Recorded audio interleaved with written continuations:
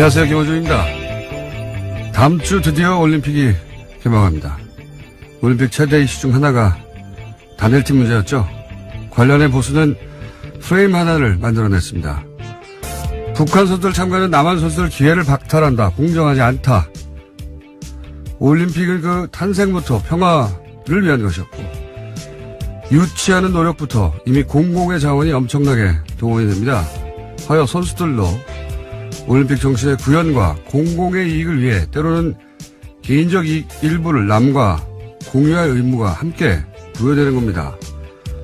전쟁이 고론되던 상황에서 우리 공동체에게 평화의 상징이 필요하다. 그럼 개개인 출전 시간 중 일부는 그 목적을 위해 공공재가 될 수도 있는 게 올림픽의 정신과 공공의 이익에도 부합하는 겁니다.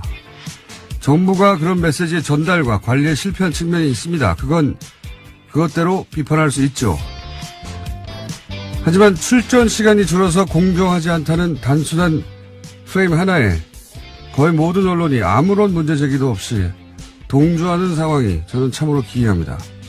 올림픽이 개인 커리어만을 위한 취업 박람회가 아니잖아요. 올림픽이 개인만의 경영이면 올림픽기와 국기는 왜 겁니까? 선수 명함하고 이력서를 걸어야지. 올림픽만 생각해온 어린 선수들이 거기까지는 생각 못했을 수 있습니다. 당황하고 억울할 수 있죠. 그럴 때 단일팀이 가지는 상징과 의의, 올림픽의 공공성과 우리 공동체가 필요로 하는 평화의 절박함을 그들에게 얘기해 줄 수 없다면 언론이 뭐하러 있습니까? 김어준 생각이었습니다.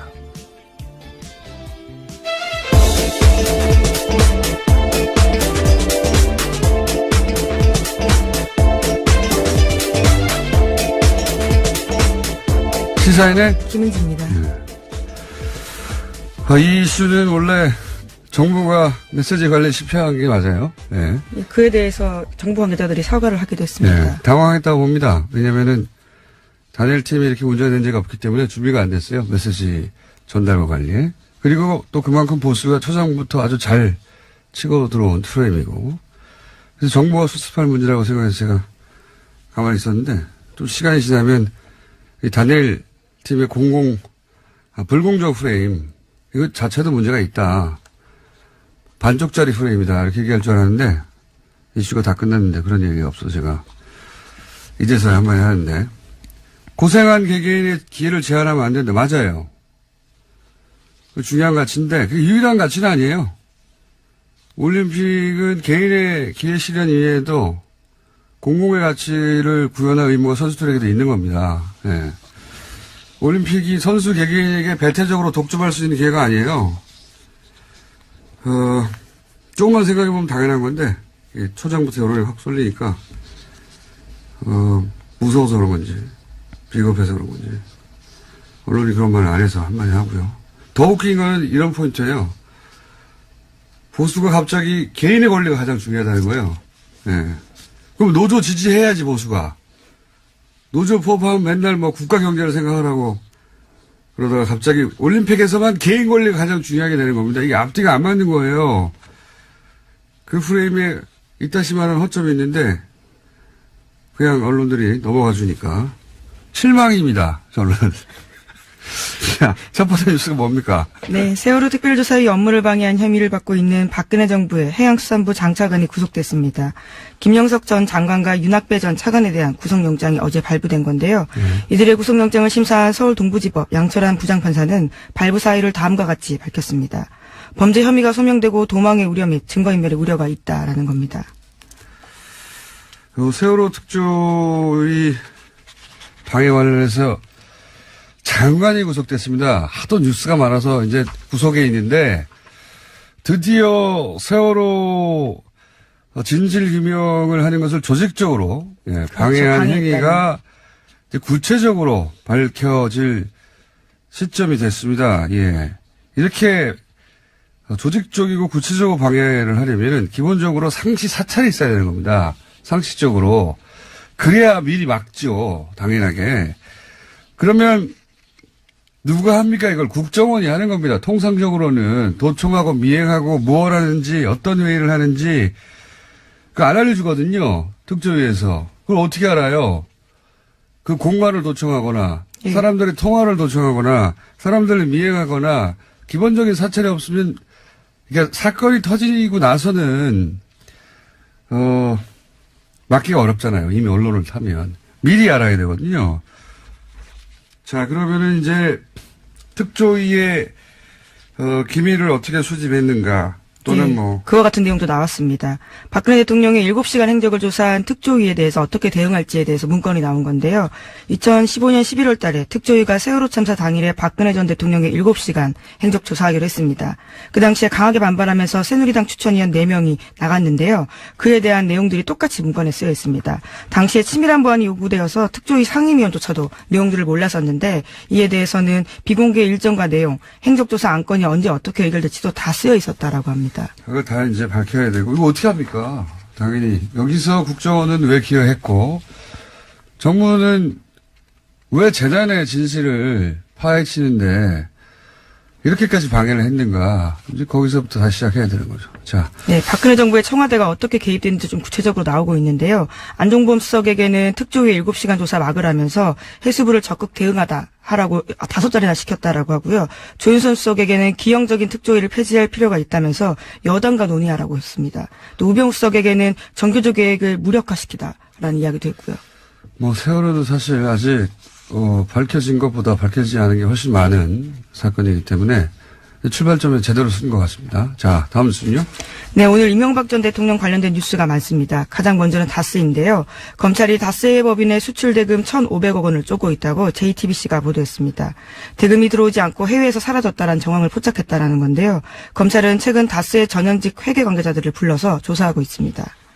주진희 기자가 그리고 안홍건 청장이 몇 달 전부터 계속 주장하는 얘기죠. 예, 해외로 빠져나가는 돈, 예, 비자금. 그리고, 제가 2012년에, 싱가포르에서, 예, 이런 비자금이 그쪽으로 모인다. 이런 첩보를 입수하고, 그때부터 추정한 적이 있어요. 미국이 스위스 계좌를 이제, 털면서 국제적으로 블랙머니가 싱가포르로 많이 이동했었거든요. 그때. 스위스 은행이 싱가포르로도 많이 이사를 갔고요, 그때. 왜냐하면 거기가 합법적으로 차명 계좌가 가능합니다. 그러니까 불법이 아니에요. 싱가포르에서는 합법이에요. 대리를 내세우는 게. 거기에 이제 싱가포르의 페이퍼 컴퍼니 혹은 뭐 비자금 저수지라고 저희끼리 불렀었는데 돈이 모여있다고. 이게 어려운 점이 뭐냐면 어디서 다 끊겨요. 하다 보면. 예.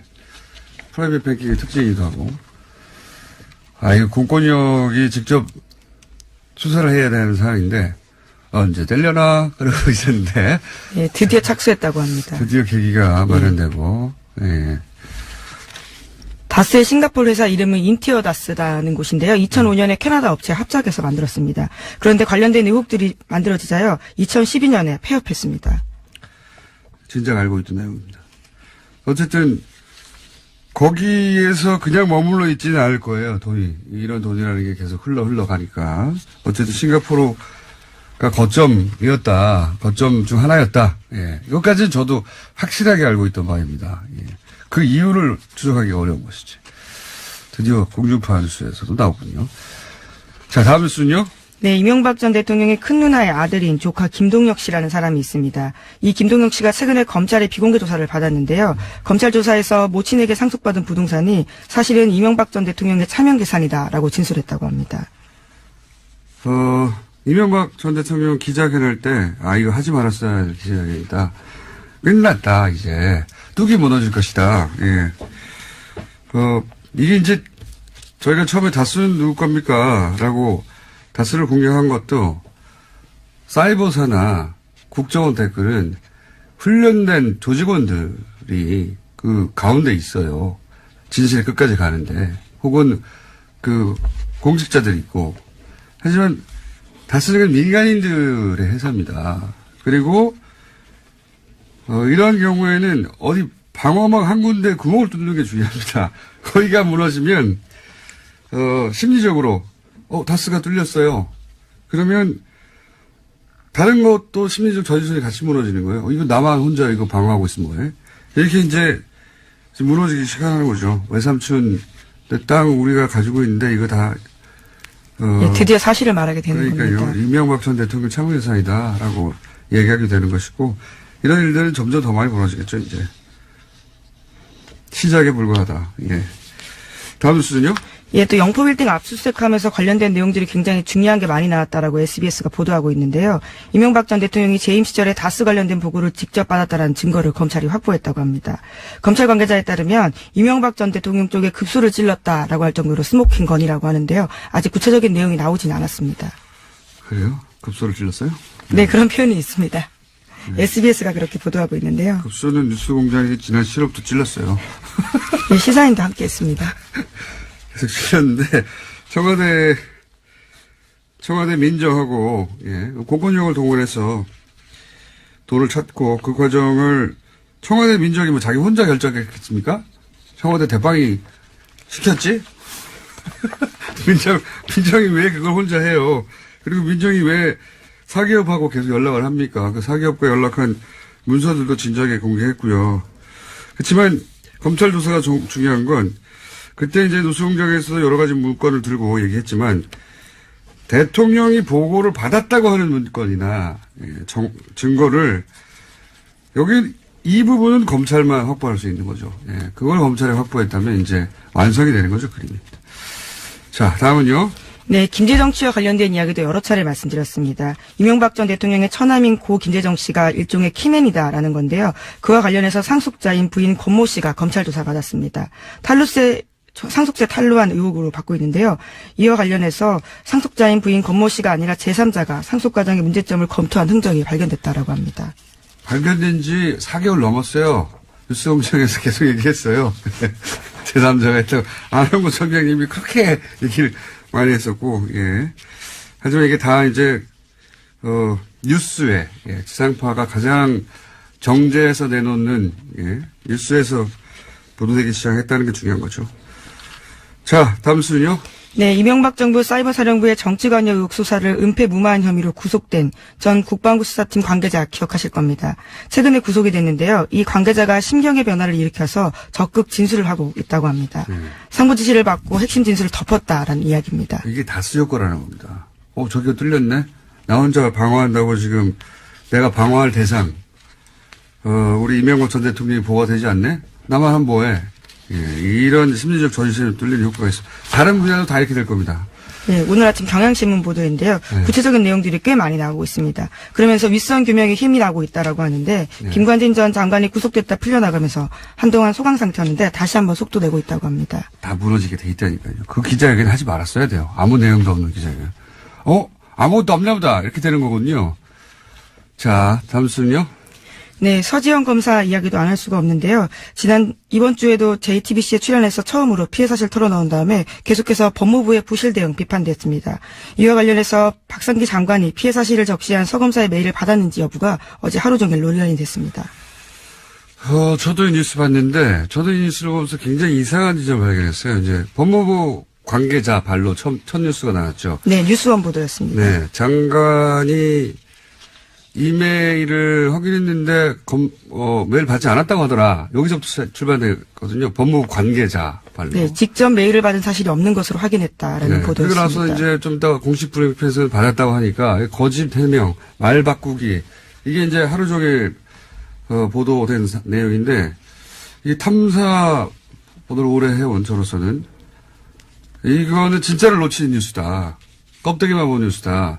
최초로 제가 아무도 이 말을 그렇게 저녁 때문에 그런 내용이 나올 줄 알았더니 그게 안 나와서. 왜냐하면은 서검사 측에서 메일 보냈다고 했어요. 답장을 받았다고 했어요. 메일은 법적의 증거 능력이 인정받을 만큼 확실한 물증입니다. 이제는 상대 손에 메일이 있어요. 그죠? 이거를 있다고 하는데 일부러 거짓말해서 상대 손에 있는 증거를 없앨 수가 없는 거예요. 즉시 들통이 나는데 이런 건 바보도 안 하는 거짓말입니다. 이렇게 생각을 해야 돼요. 첫 출발부터. 그리고 이렇게 큰 사건인데 여검사가 성추행을 당했다고 장관한테 직접 진정을 했어요. 이게 맨날 있는 일입니까? 최초로 있는 일이에요. 잊을 수가 없는 사건이에요, 이거는. 더군다나 관련자가 현직 의원입니다. 그리고 가해자가 아주 유명한 검사예요. 모를 수가 없어요. 절대로 잊을 수가 없는 사건인 거예요. 게다가 그런 메일을 받고 이런저런 지시를 했다고 이제 밝혀졌지 않습니까? 이거 어떻게 전체를 다 잊어버려요?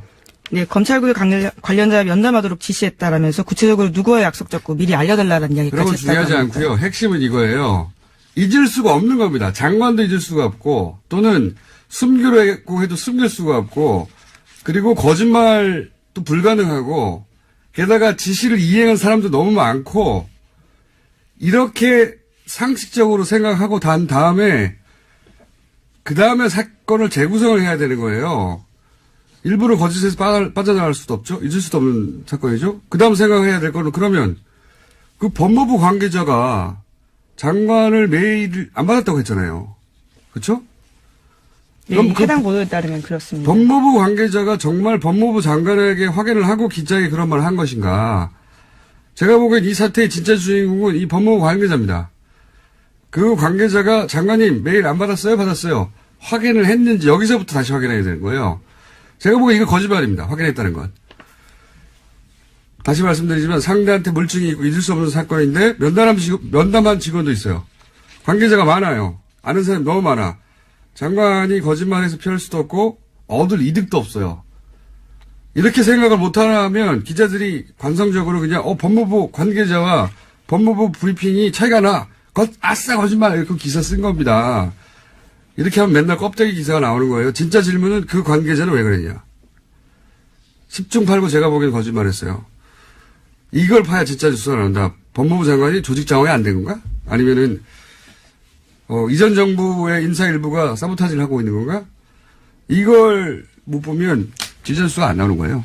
왜냐하면 이렇게 하고 나면은 가해자는 사라지고 박상기 법무부 장관만 남는 거예요. 사건의 주요 인물인 것처럼. 하여튼 마음에 안 듭니다, 요새. 자. 네, 어쨌거나 서검사도 법무부 담당자 만나서 진상조사 요구했는데요. 해가 넘도록 조치가 치러지지 않았다는 점도 이야기하고 있습니다. 그 점은 그 점대로 따질 일이에요. 예, 그 점은 그 점대로 따질 일이고 피해자 입장에서 만족스럽지 않은 거죠. 예. 근데 이제 사건의 포인트가 법무부 장관이 아닙니다, 제가 보기엔. 이 첫 보도가 나간 관계자를 봐보세요. 그리고 관계자와 장관의 말이 일치하는지 확인해 보세요. 거기서부터 진짜 사건이 숨어 있다. 자, 다음 수는요? 예, 오늘 아침에 한국일보에서 안철수 국민의당 대표의 인터뷰가 있었는데요. 예, 바른정당과 손잡고 통합신당 준비하고 있는 중입니다. 이에 대해서 지방선거 이야기가 좀 나왔었는데 6.13 지방선거나 재보궐선거 출마 등 모든 가능성이 열려있다라는 이야기를 했습니다. 그렇군요. 안철수 대표 관련 통합 관련 뉴스가 많이 나오는데 이거 이제 한 번만 더 코멘트를 하자면 전당대회 안 하는 거를 가지고 여러 기사에서 우회로를 찾는다, 우회한다. 어떤 기사는 산에 길을 내고 물에 다리를 놓는다, 막 이런 표현을 하던데 정치권이 앞뒤 안 맞게 행동하거나 유불리에 따라서 말을 바꾸거나 기준을 바꾸거나 그 여야 모두 있는 거거든요. 그리고 또 출입처면은 또 막 공격하기도 그렇잖아요. 그래서 적당히 덮어주기도 하죠.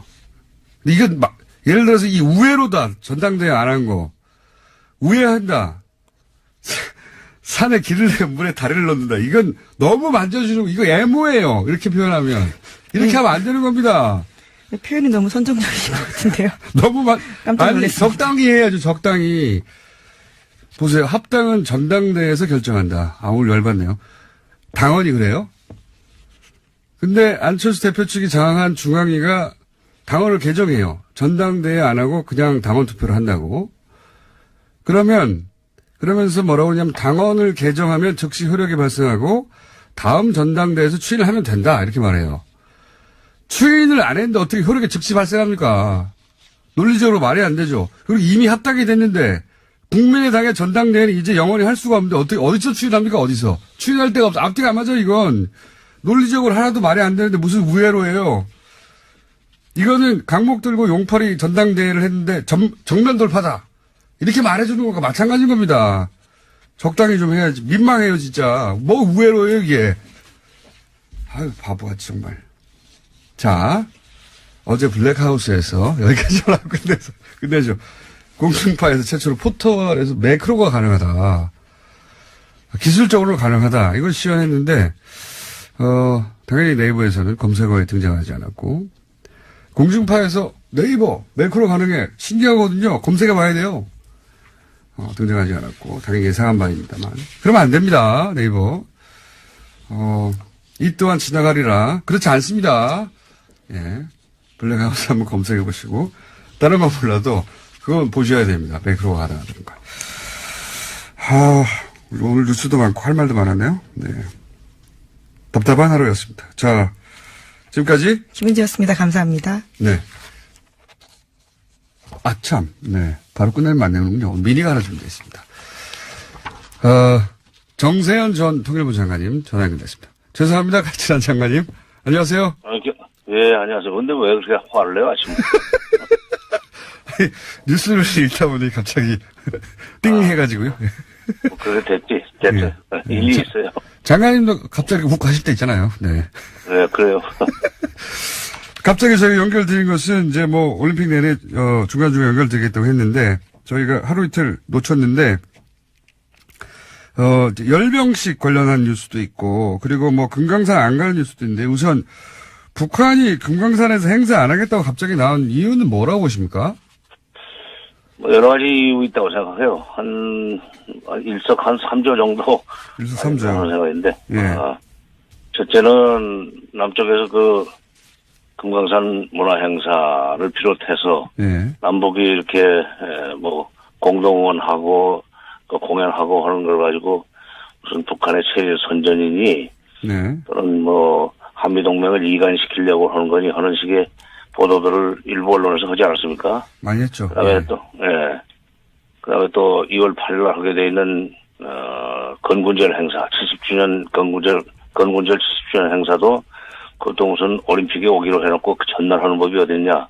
이게 완전히 그 위장평화공세다 내지는 갈라치기다 뭐 이런 비난을 하는 데 대해서 불쾌감을 표시하면서 첫째, 두 번째는 대내적으로 그 남북한 공동 문화 행사를 하는데 우리 사람들만 가서 관중석에 앉아 있을 수는 없잖아요. 네. 북한 주민들도 데려와야 되거든요. 근데 그 금강산 근처에 있는 사람들 데려오는 것도 간단치가 않고 왜냐하면 굉장히 못 사는 동네입니다. 네. 그러니까 다 어떻게 보면은 옷도 헤입히고 등등 아니면은 평양에서 데리고 와야 돼요. 원산이나. 그 교통 문제도 간단치가 않아요. 북한의 지금 현재 형편으로는. 특히, 기름은 뭐, 하나도 못 들어가게 하면서 자동차 움직이는 것이 쉽지 않고, 동원이 어렵죠. 그 다음에 세 번째는, 이제 북쪽 공연도 하지만, 네. 우리 쪽에서 가서 공연할 거 아니에요? 네. 우리 쪽에서 가서 공연하는 거에 대해서 북쪽이 좀 부담을 느낄 겁니다. 무슨 얘기냐면, 지난번에 그 블랙하우스 때 잠깐 보였던 그 베이비복스 평양 공연. 네. 그 베이비복스의 평양공 같은 걸 보고 북한 사람들이 느낄 문화적 충격. 예. 그리고 그것이 체제에 미치는 영향, 이런 거 생각하면은 이게 득될 것이 없다. 핑계 없냐? 이번에 남쪽에서 뭐 여러 가지 비난하는 거에 대해서 그 핑계 대고 이거 이제 차라리 안 하는 게 낫겠다 하는 결정을 하지 않았나. 복합적인 원인이 있다는 거죠. 그렇군요. 예. 여러 가지 사정상 이건 안 하는 게 낫겠다고 이제 종합적으로 북한이 판단했을 것이다. 예. 네, 그 대신 마식령 스키장에 뭐 공동 훈련을 한다 하는 것은 별로 그렇게 접촉 기회가 없어요. 선수들끼리는. 예. 스키이기 때문에 이게 기록 경기 아닙니까 스키가. 그러니까 실제로 갔다 온 그 기자들 얘기 들으니까 각자 북한 선수 한번 쭉 타고 내려오고 네. 우리 선수 타고 내려오고 뭐 그러고 끝났다. 별로 이렇게 물론 만나서 뭐 이야기하고 하는 그거는 뭐 좋은데 같이 어울리는 시간이 적기 때문에 그런 부담을 별로 안 느꼈을 겁니다. 그렇군요. 이제 이 공연도 하고 남측에서 가서 오래된 시설들도 이제 이용해야 하고 뭐 북한 입장의 형편도 있고 또 남한에서는 이걸 또 비판도 하고 하여튼 복합적으로 기분도 나쁘고 형편도 어렵고 현실적인 어려움도 있고, 뭐 이런 차원일 것이다. 네, 듣고 보니 그러네요. 예. 예. 이건 어떻습니까? 또 한 가지는, 건국절 열병식. 북한에서는, 건군절. 건군절. 예, 국이 아니라. 건군절. 이거는 우리 입장에서는 올림픽 전날인데, 이렇게 퍼레이드를 해야 되느냐. 뭐 이런 분명히 입장이 있을 수 있고, 북한에서는, 아니, 이거는 이쪽 행사인데, 니네가 이것까지 못하게 하면 안 되지. 뭐 이렇게 입장이 갈리는 건 한편으로 양쪽을 생각해보면 당연한데요. 결국은 이 행사를 하겠죠? 당연히? 그렇죠. 이게 원래 북한의 건군절이 네. 1948년 2월 8일이 건군절입니다. 네. 지금으로부터 70년 전이죠. 네. 그런데 그러다가 78년부터는 건군절을 4월 25일로 바꿨어요. 그게 이제 1932년 4월 25일 그때 21살짜리 김일성이 네. 김성주였죠. 처음에는 항일 파키스탄 항일 유격대를 만들었다고 하는 날이 4월 25일이에요. 그거를 건군절로 이렇게 만들었어요.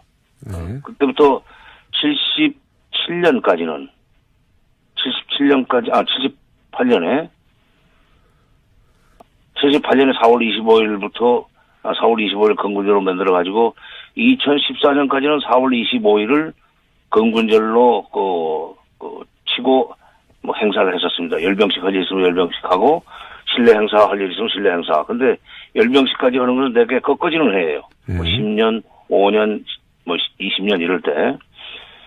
그러다가 다시 그러니까 15년부터는 김정은 시대죠. 김정은 시대에 와서 다시 건군절을 2월 8일로 되돌려놨어요. 그리고 지금 이번에 금년이 처음으로 맞는 꺾어지는 해입니다. 70주년. 금년 신년사에서 9월 9일이 정권 수립 기념일인데 그게 70주년이라는 얘기부터 하면서 그걸 대대적으로 하자. 그리고 그걸 잔치로 만들자. 그리고 남쪽에서 마침 평창 올림픽도 있으니까 그것도 우리가 참가하는 식으로 해서 그것도 좀 축하해주자 하는 얘기를 신년사에서 했었습니다. 그러니까 이게 2월 8일이었다가 4월 25일로 됐다가 2015년부터 2월 8일로 다시 되돌아간 건데 이게 이 김정은 시대에 와가지고 아버지 때 그러니까 김정일 때 그리고 김일성 때 성취하지 못했던 여러 가지 군사적 업적을 한 번에 이번에 보일러 주려고 할 거예요. 예를 들면 무기도 들고 나올 거고 장거리 미사일 같은 것도. 이제 우리 옛날에 박정희 전두환 시절에 국군의 날 행사를 생각해 보면 열병식 하면은 탱크 무슨 미사일 끌고 나오고 공중에서는 비행기 날고 그러지 않았습니까? 그러니까 그런데 이제 우리 올림픽 전날 바로 하는 것이 하필이면 또 날짜가 공교롭게도 그렇게 됐습니다. 그건 우연히 그렇게 일치했죠. 우연히 그렇게 됐는데 거기는 건군절 70주년 행사기 때문에 이걸 작게 할 수가 없어요. 70년 전에 벌어진 일이라 바꿀 수가 없고 70년 전부터 벌어진 일이라 바꿀 수가 없고 그렇죠. 그쪽에서는 큰 잔치다. 그러니까 바꿀 수는 없겠네요. 옆집의 잔치에 이제 가기 전날 자기네 칠순 잔치하고 오는 셈인데 그건 뭐라고 그러겠어요. 그러니까 그리고 무기를 끌고 나올 거예요. ICBM도 나올 거고 여러 가지 위협적인 행사를 할 텐데 그게 밖으로 그러니까 우리가 볼 때는 미국이나 우리가 볼 때는 위협적이 될 수 있지만 그쪽으로 봐서는 이거 우리가 이렇게까지 만들었다는 자랑스러운 일종의 전시 행사인데 그 대내 통치 차원에서 하는 걸로 봐야 됩니다. 김정은의 소위 장악력을 높이고 아버지 할아버지 못지않은 업적을 쌓았다고 하는 것을 과시하려고 하는 행사이기 때문에 그렇게 완전히 평창 올림픽에 재뿌리려고 한다 하는 것으로 이렇게 몰아붙여서는 안 되죠. 그럴 필요가 없어요. 알겠습니다. 각자 하고 오라고 해도 돼요. 저희는 7년 전에 결정됐지만 여기는 70년 전에 결정된 거라 바꿔서 그 잔치를 바꾸기 어렵다. 이렇게 이해하면 되겠습니다. 자, 오늘 여기까지 짚어보고요. 제가 보기엔 또 한 1, 2주 사이에 또 장관님을 모시고 간단하게 핵심을 체크해야 될 것 같습니다. 오늘 말씀 감사합니다. 예. 지금까지 정세현 전 통일부 장관이었습니다.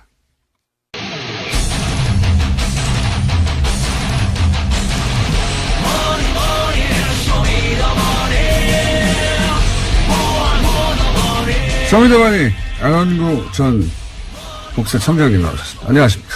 네, 안녕하십니까. 네.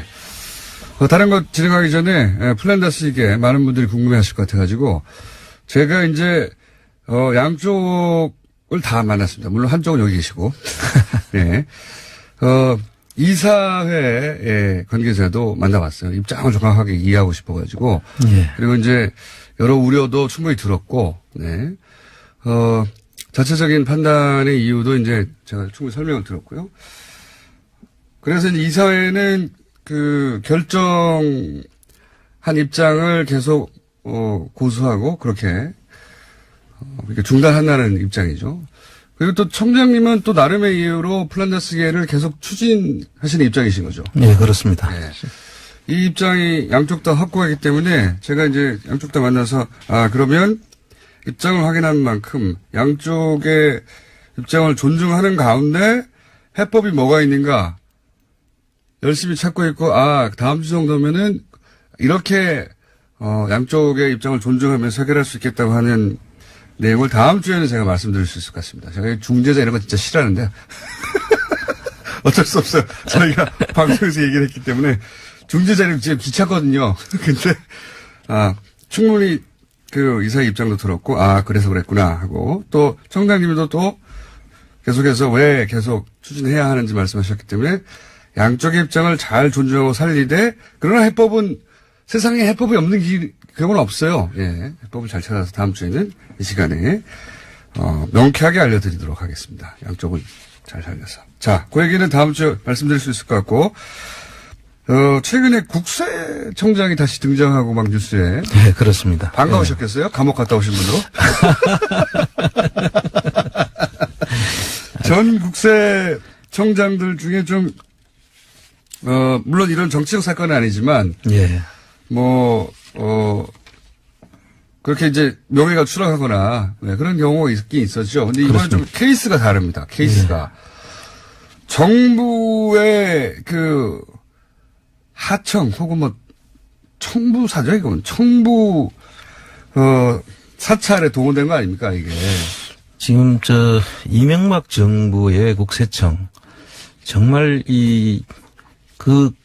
사악함의 끝이 어딘지, 어디까지 추락해야 될 것인지, 네. 정말 참 너무 답답한 그런 상황인데요. 지금 간단하게 얘기하면 이현동 전 국세청장이, 당시 일을 시작했을 때 국세청장이 아니었죠. 그렇습니다.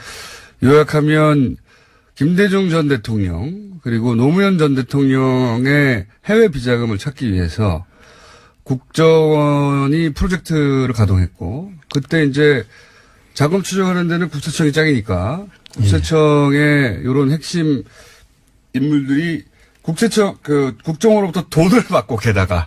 예. 그것도 대북 특수공작비를 전용해가지고. 전용해서 그 돈을 받고. 또 그 돈 일부는 또 미국 국세청에 뇌물로 줬다는 거예요. 뇌물로 주고. 그리고 이게 국세청은 무슨 국정원이 흥신소나 심부름센터로 활용한 것 같아요. 그러니까요. 그걸 기꺼이 수행했고, 근데 열심히 찾았는데 아무것도 없더라. 그렇죠. 그래서 덮었다. 그리고 이제 덮었기 때문에 영원히 묻힐 수 있었는데, 이번에 엉뚱하게도 원세훈 전 국정원장을 뒤지다가. 그렇습니다. 그분이 또, 이명박의 최순실이라고 제가 부르기 시작했는데, 거기서 구멍이 쑥쑥쑥 나가지고 여기까지 온 거예요. 예. 그리고 이게 지금 다른 것보다 제가 가장 붕괴하는 이유는 지금 돌아가신 대통령 두 분입니다. 이게 살아 계시는 분들도 아니고 돌아가신 두 분 대통령을 엿보이기 위해서 그렇죠. 음해하려고 하는 거 아닙니까? 그러니까요. 이거는 부관 참시하려고 하는 거거든요. 그러니까요. 예. 이거는 정말 천인공노할 일이라고 저는 생각합니다. 말도 안 되는 짓에 그 동원된 인원 중에 국세청장이 등장해가지고 이거 안원구 청장님하고 자세히 얘기해봐야 되겠다. 예. 내부 사정을 잘 아시는 분으로서 이게 이제 쭉 한번 읊어주시죠. 어떻게 된 건지. 전후. 그러니까 데이비슨 또는 연어 이런 공장명으로 이제 돌아가신 두 분 대통령을 음해하기 위해서 미국까지 직원들을 공조직 직원들을 보내가지고 파견해가지고 뇌물까지 써가면서 예. 그 사실을 파악하려고 했었다는 것이고. 노무현 대통령 살아계실 때는 한상률 전 청장이 노무현 대통령 뒤를 캐는 역할을 한 거 아닙니까? 그죠? 그렇죠. 그랬다가 나중에 결과적으로 태강실업 세무조사를 통해서 예. 노무현 대통령이 돌아가시게 된 그런 그 결과를 가져왔고요. 그 이어 받은 분이 이제 지금 이현동 전 청장이라는 거 예, 아닙니까? 그리고 그 뒤에 다시 또 그 DJ 비자금 때문에 독일 가서 전번에 얼마 전에 국민의당의 그분이 그 이야기를 하면서 비자금이 얼마 있는 거 뭐 봤다, 검찰에서 봤다 하가지고 그렇죠, 문제가 그렇죠, 되고 있죠. 그런 것들이 있어가지고 그때 국세청이 난장판이 됐거든요. 그 한상률 청장이 있을 때 이미 그때 노무현 그리고 김대중 전 대통령을 이제 뒤를 캐기 시작했고. 그죠? 그렇습니다. 네. 그래서 그게 문제가 돼가지고 한상률 씨가 미국으로 도망가고 뭐 도망갔죠. 도망갔습니다. 예, 그렇게 완전히. 됐는데. 네, 도망갔는데 그 돈 어디서 났는지 추적해야 돼요. 예. 그 부분도 지금 남아있지만 네. 그 뒤에 이현동 씨가 이 사실을 다 알고 있는 사람이잖아요. 그렇죠. 어떻게 난리가 났는지. 예. 그래서 그거를 그대로 이어받아가지고 그것도 국정원하고 짝짝꿍이 돼가지고 지금 이런 일을 벌였다는 거 아닙니까? 그러니까 한상률 청장은 그게 드러나는 바람에 청장직을 내려놓고 어쩔 수 없이 미국으로 이거 도망입니다. 진짜로. 예. 예, 도망가서 당시 미국에서 비자 연장이 현지에서는 안 되는데도 불구하고 정부가 비자 연장까지 해주면서 네. 거기 도망가 있으라고 했거든요. 그러면 국세청에서는 야, 이거 정부 하청 그 사찰하다가 난리가 났다. 이렇게 다 알고 있는데도 불구하고 그 다음 청장이 또 이런 일을 한 거 아닙니까? 몰래. 그러니까요. 이게 있을 수 없는 일이죠. 그렇게 조직을 망가뜨려 놓고 또 이 일을 저질렀다는 것. 그리고 저는 이 혼자 개인이 한 일은 아닐 거라고 생각합니다. 예. 그 좀 이유를 설명해 주십시오. 이게 지금 미국까지 보내려고 하면 예. 미국 국세청하고 접촉하는 조직이 있었을 거 아닙니까? 예. 그럼 그 밑에서 이 일이 분명히 부정한 일이라 뇌물을 써가지고까지 하게 됐다면은 부정한 일인 줄 알고 이 일을 그렇군요. 했을 거예요. 청장이 돈 들고 가서 탁 주지는 않았잖아요. 가방 줄 수는 없죠. 예. 그럼 그 일을 수행했던 그 당시에 직원들이 아직도 남아 있는 거예요.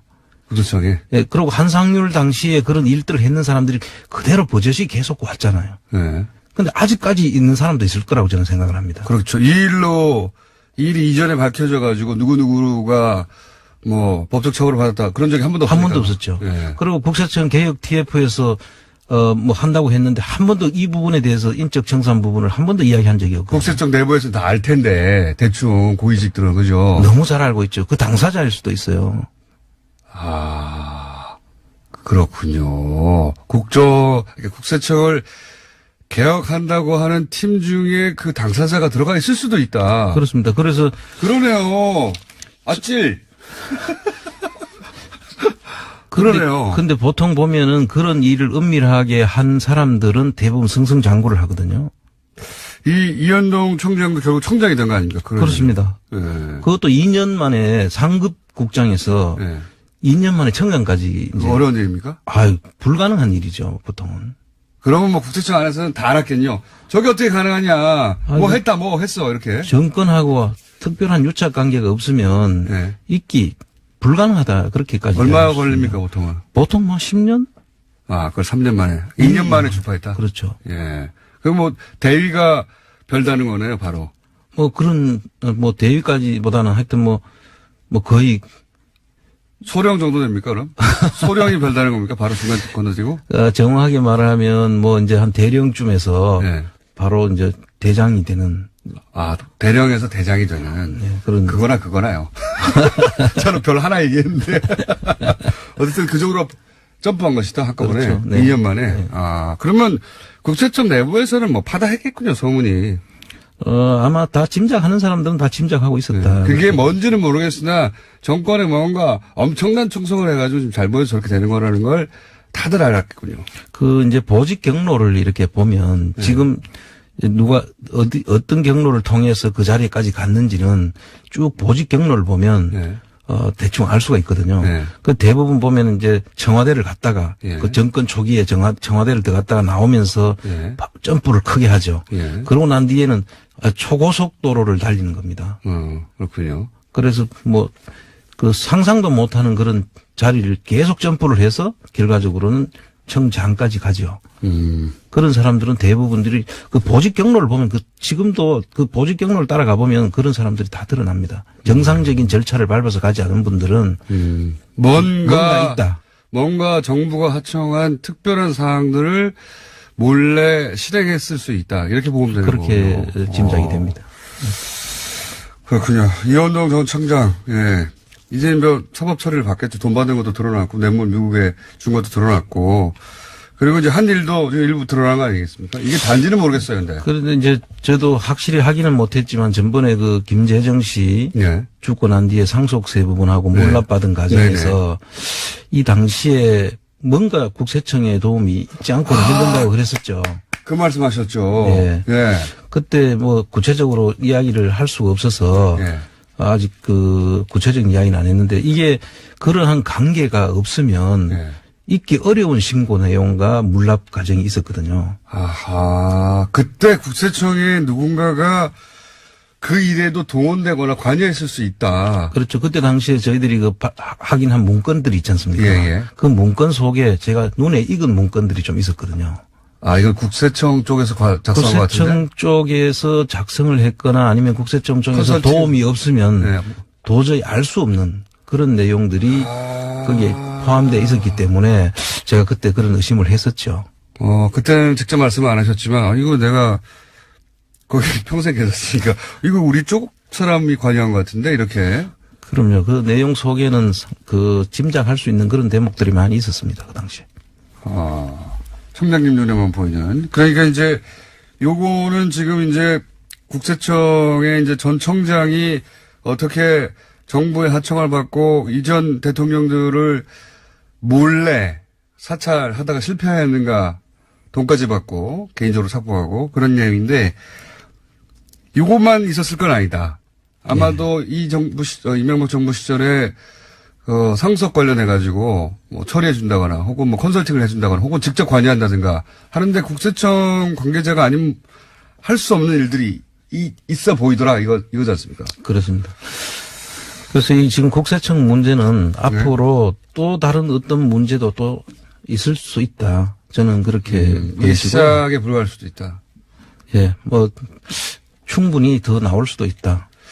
국세청의 최근 분위기는 혹시 모르십니까? 최근에 이제 물론 감옥 갔다 오셨지만 국세청의 전 후배라든가 그런 분들이 여차저차하면서 제가 사실 이제 그 국세청 직원 대다수의 직원들은 정말 성실하고 정말 훌륭한 직원들이에요. 대부분의 조직이 그래요. 그런데 이제 정부 조직이. 이런 어떤 정치적인 어떤 그 이유나 정치적인 목적을 가지고 움직이는 일부 간부들. 극소수죠, 항상. 그 사람들이 이제 문제였고요. 또 근데 그 사람들이 다 그 정권의 그 비호하에 자꾸 이제 하니까 전체 국세청이 매도되는 거는 정말로 저는 경계해야 된다고 생각하고요. 우리 정말 훌륭한 직원들이거든요, 대부분은. 근데 그분들이 이런 일로 그 사회적 지탄을 받아서는 안 된다.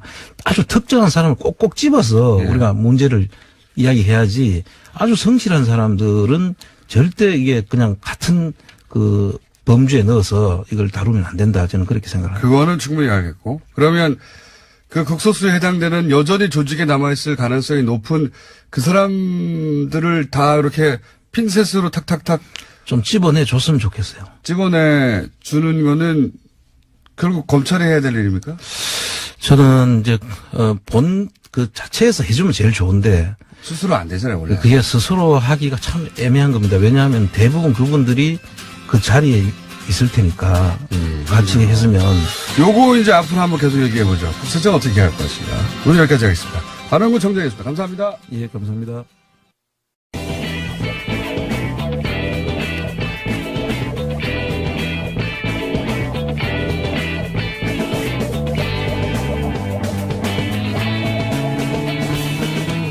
김어준의 뉴스공장. 세계 3대 스포츠 제전을 모두 개최한 6번째 나라가 다음 주면 됩니다. 그래서 저희가 오늘 모셨습니다. 문체부 도종환 장관님을 직접 모셨습니다. 안녕하십니까? 네, 안녕하세요. 6번인지 아셨습니까? 5번째입니다. 틀렸네, 내가. 세다 보니까 6번째 같은데. 러시아가 되는 거 아닙니까? 또 저희가 예. 5번째라고 얘기할 때는 세계 육상선수권 대회 같이 큰 대회까지를 포함해서 예. 이런 빅 이벤트를 다 치른 나라는 5나라밖에 없다. 이게 저희의 그래요? 늘 주장입니다. 그럼 6번째, 5번째 팩트 체크를 이미 다 하셨다는 거죠? 네. 그럼 제가 틀린 걸로 하겠습니다. 모르실 줄 알았는데. 장관님은 이제 다른 얘기 하기 전에, 국회의원 비례하실 때, 네. 예, 재선도 안 나간다고 하셨잖아요. 예. 근데 무려 장관식이나 계속 하시고. 네. 욕심쟁이 아닙니까? 네, 그렇게 뭐 말씀하셔도 할 수 없고요. 제 앞에 어떤 운명이 기다리고 있을지 네. 저는 잘 모르겠다라는 말씀을 드린 적이 있는데, 자꾸 사회적 역할 같은 것들이 저에게 이제 주어져서 할수 저로서는 이제 굉장히 큰 부담을 안고 이런 일들을 하고 있습니다. 재선 국회의원도 할 수 없이 하시는 네. 거고요. 장관도 할 수 없이. 네. 나는 하기 싫은데 시대가 나를 원하니까 할 수 없이. 예. 욕심쟁이. 네. 자, 요 얘기는 여기까지만 하고 마음고생을 좀 하셨죠. 예. 그렇습니다. 예, 네. 문체부가 주관해야 하는데 우선 뭐 단일팀이라든가 한반도기라든가 이렇게 갑자기 이슈가 돼서 예, 정부가 집중적으로 질타받을지 모르셨죠. 그렇습니다. 몰랐습니다. 예. 그 얘기부터 한번 해보죠, 이제. 이 단일팀은 이제 우리가 자체적으로 결정할 수가 없고, IOC가. 그렇죠. 예. 승인을 해줘야 되는데, 네. 스위스 로잔의 이 승인 과정에 직접 참여하셨죠? 네네. 예. 일단 그게 제대로 잘 안 알려진 것 같은데, 그 내용 좀 자세히 설명해 주십시오. 어떤 과정을 거쳐서 됐어요? 우선 단일팀 관련해서는요. 네. 제안을 저희가 지난해 6월 무주 세계 태권도 선수권 대회가 열려서 북한 태권도 시범단, ITF 시범단이 무주에 왔을 때 장웅 IOC 위원이 왔어요. 그래서 장웅 IOC 위원에게 우리 이희범 평창 올림픽 조직위원장이 예. 제안을 단일팀을 포함한 여러 가지 제안을 그때 했고요. 이미, 예. 했고 또 IOC 위원장 토마스 바우 위원장에게 또 똑같은 제안들을 했고 진작에 했군요. 예. 우리가 단일팀 협상에 나서겠다고 했더니 IOC 위원장이 창구를 단일화해달라. 우리가 나서겠다. 이래서 이제 북한의 참여 문제를 포함한 우리가 지금 여러 가지 마식령 스키장을 가보고 싶다. 서로 공동 훈련을 남북이 왔다 갔다 하면서 하자. 금강산에서 문화제를 하자. 예술단 내려와 달라. 그다음에 태권도 시범단 다시 내려와 달라. 응원단은 왔으면 좋겠다. 이런 제안을 포함해서 IOC에 이미 했었던 거고요. 네. 그래서 단일팀 문제도 거기에 포함돼서 논의가 됐었는데 그 이후에 이제 여러 가지 핵실험, 정치 군사적 상황 때문에 논의가 묻혔다가 예. 1월 1일 날 그렇죠. 거기도 김정은 기획해서. 위원장이 이제 평창 올림픽에 참여하겠다라고 말을 분물서를 하면서 이 문제가 다시 논의가 되면서 9일 날 고위급 회담에서 남북이 같이 단일팀을 한번 만들어 보면 어떻겠냐라는 논의를 시작한 거죠. 예. 최종 결정은 20일 날 예. IOC에서 했는데요. 남북은 그렇게 합의했지만 이제 그 결정을 IOC에서 해줘야 되니까. 그렇죠. 스위스 로잔에 가셨고 그때 그러면 회의 주제를 아예 IOC 위원장이 했습니까? IOC 위원장이 주재하는 거죠. 직접 위원장이 직접 주재하고 IOC의 집행위원들도 참여를 하는 남북이 같이 참여하는 남북 IOC 위원도 함께 참여하는 회의였는데요. 장관님도 가셨고. 네네. 북한의 체육부 장관도 왔었고요. 예. 그런데 이제 9일 날 그 남북 고위급 회담에서 이 문제가 공식 거론이 된 이후에 예. 10일 날 선수들이 전지 훈련을 미국에서 마치고 돌아왔어요. 네. 이때 아이스하키 선수들이. 여자 아이스하키 선수들이 이때 9일 날 이게 문제가 거론되자 바로 왜 선수들한테 안 물어보고 니들이 결정하느냐라는 네. 얘기가 나왔고요. 왜 우리 언론을 통해서 우리 선수들 왜 희생시키느냐. 네. 그다음에 단일팀을 갑자기 만들면 팀워크가 제대로 만들어지겠느냐. 그렇죠. 이런 문제 제기들이 폭발적으로 터져나왔어요. 터져나왔죠.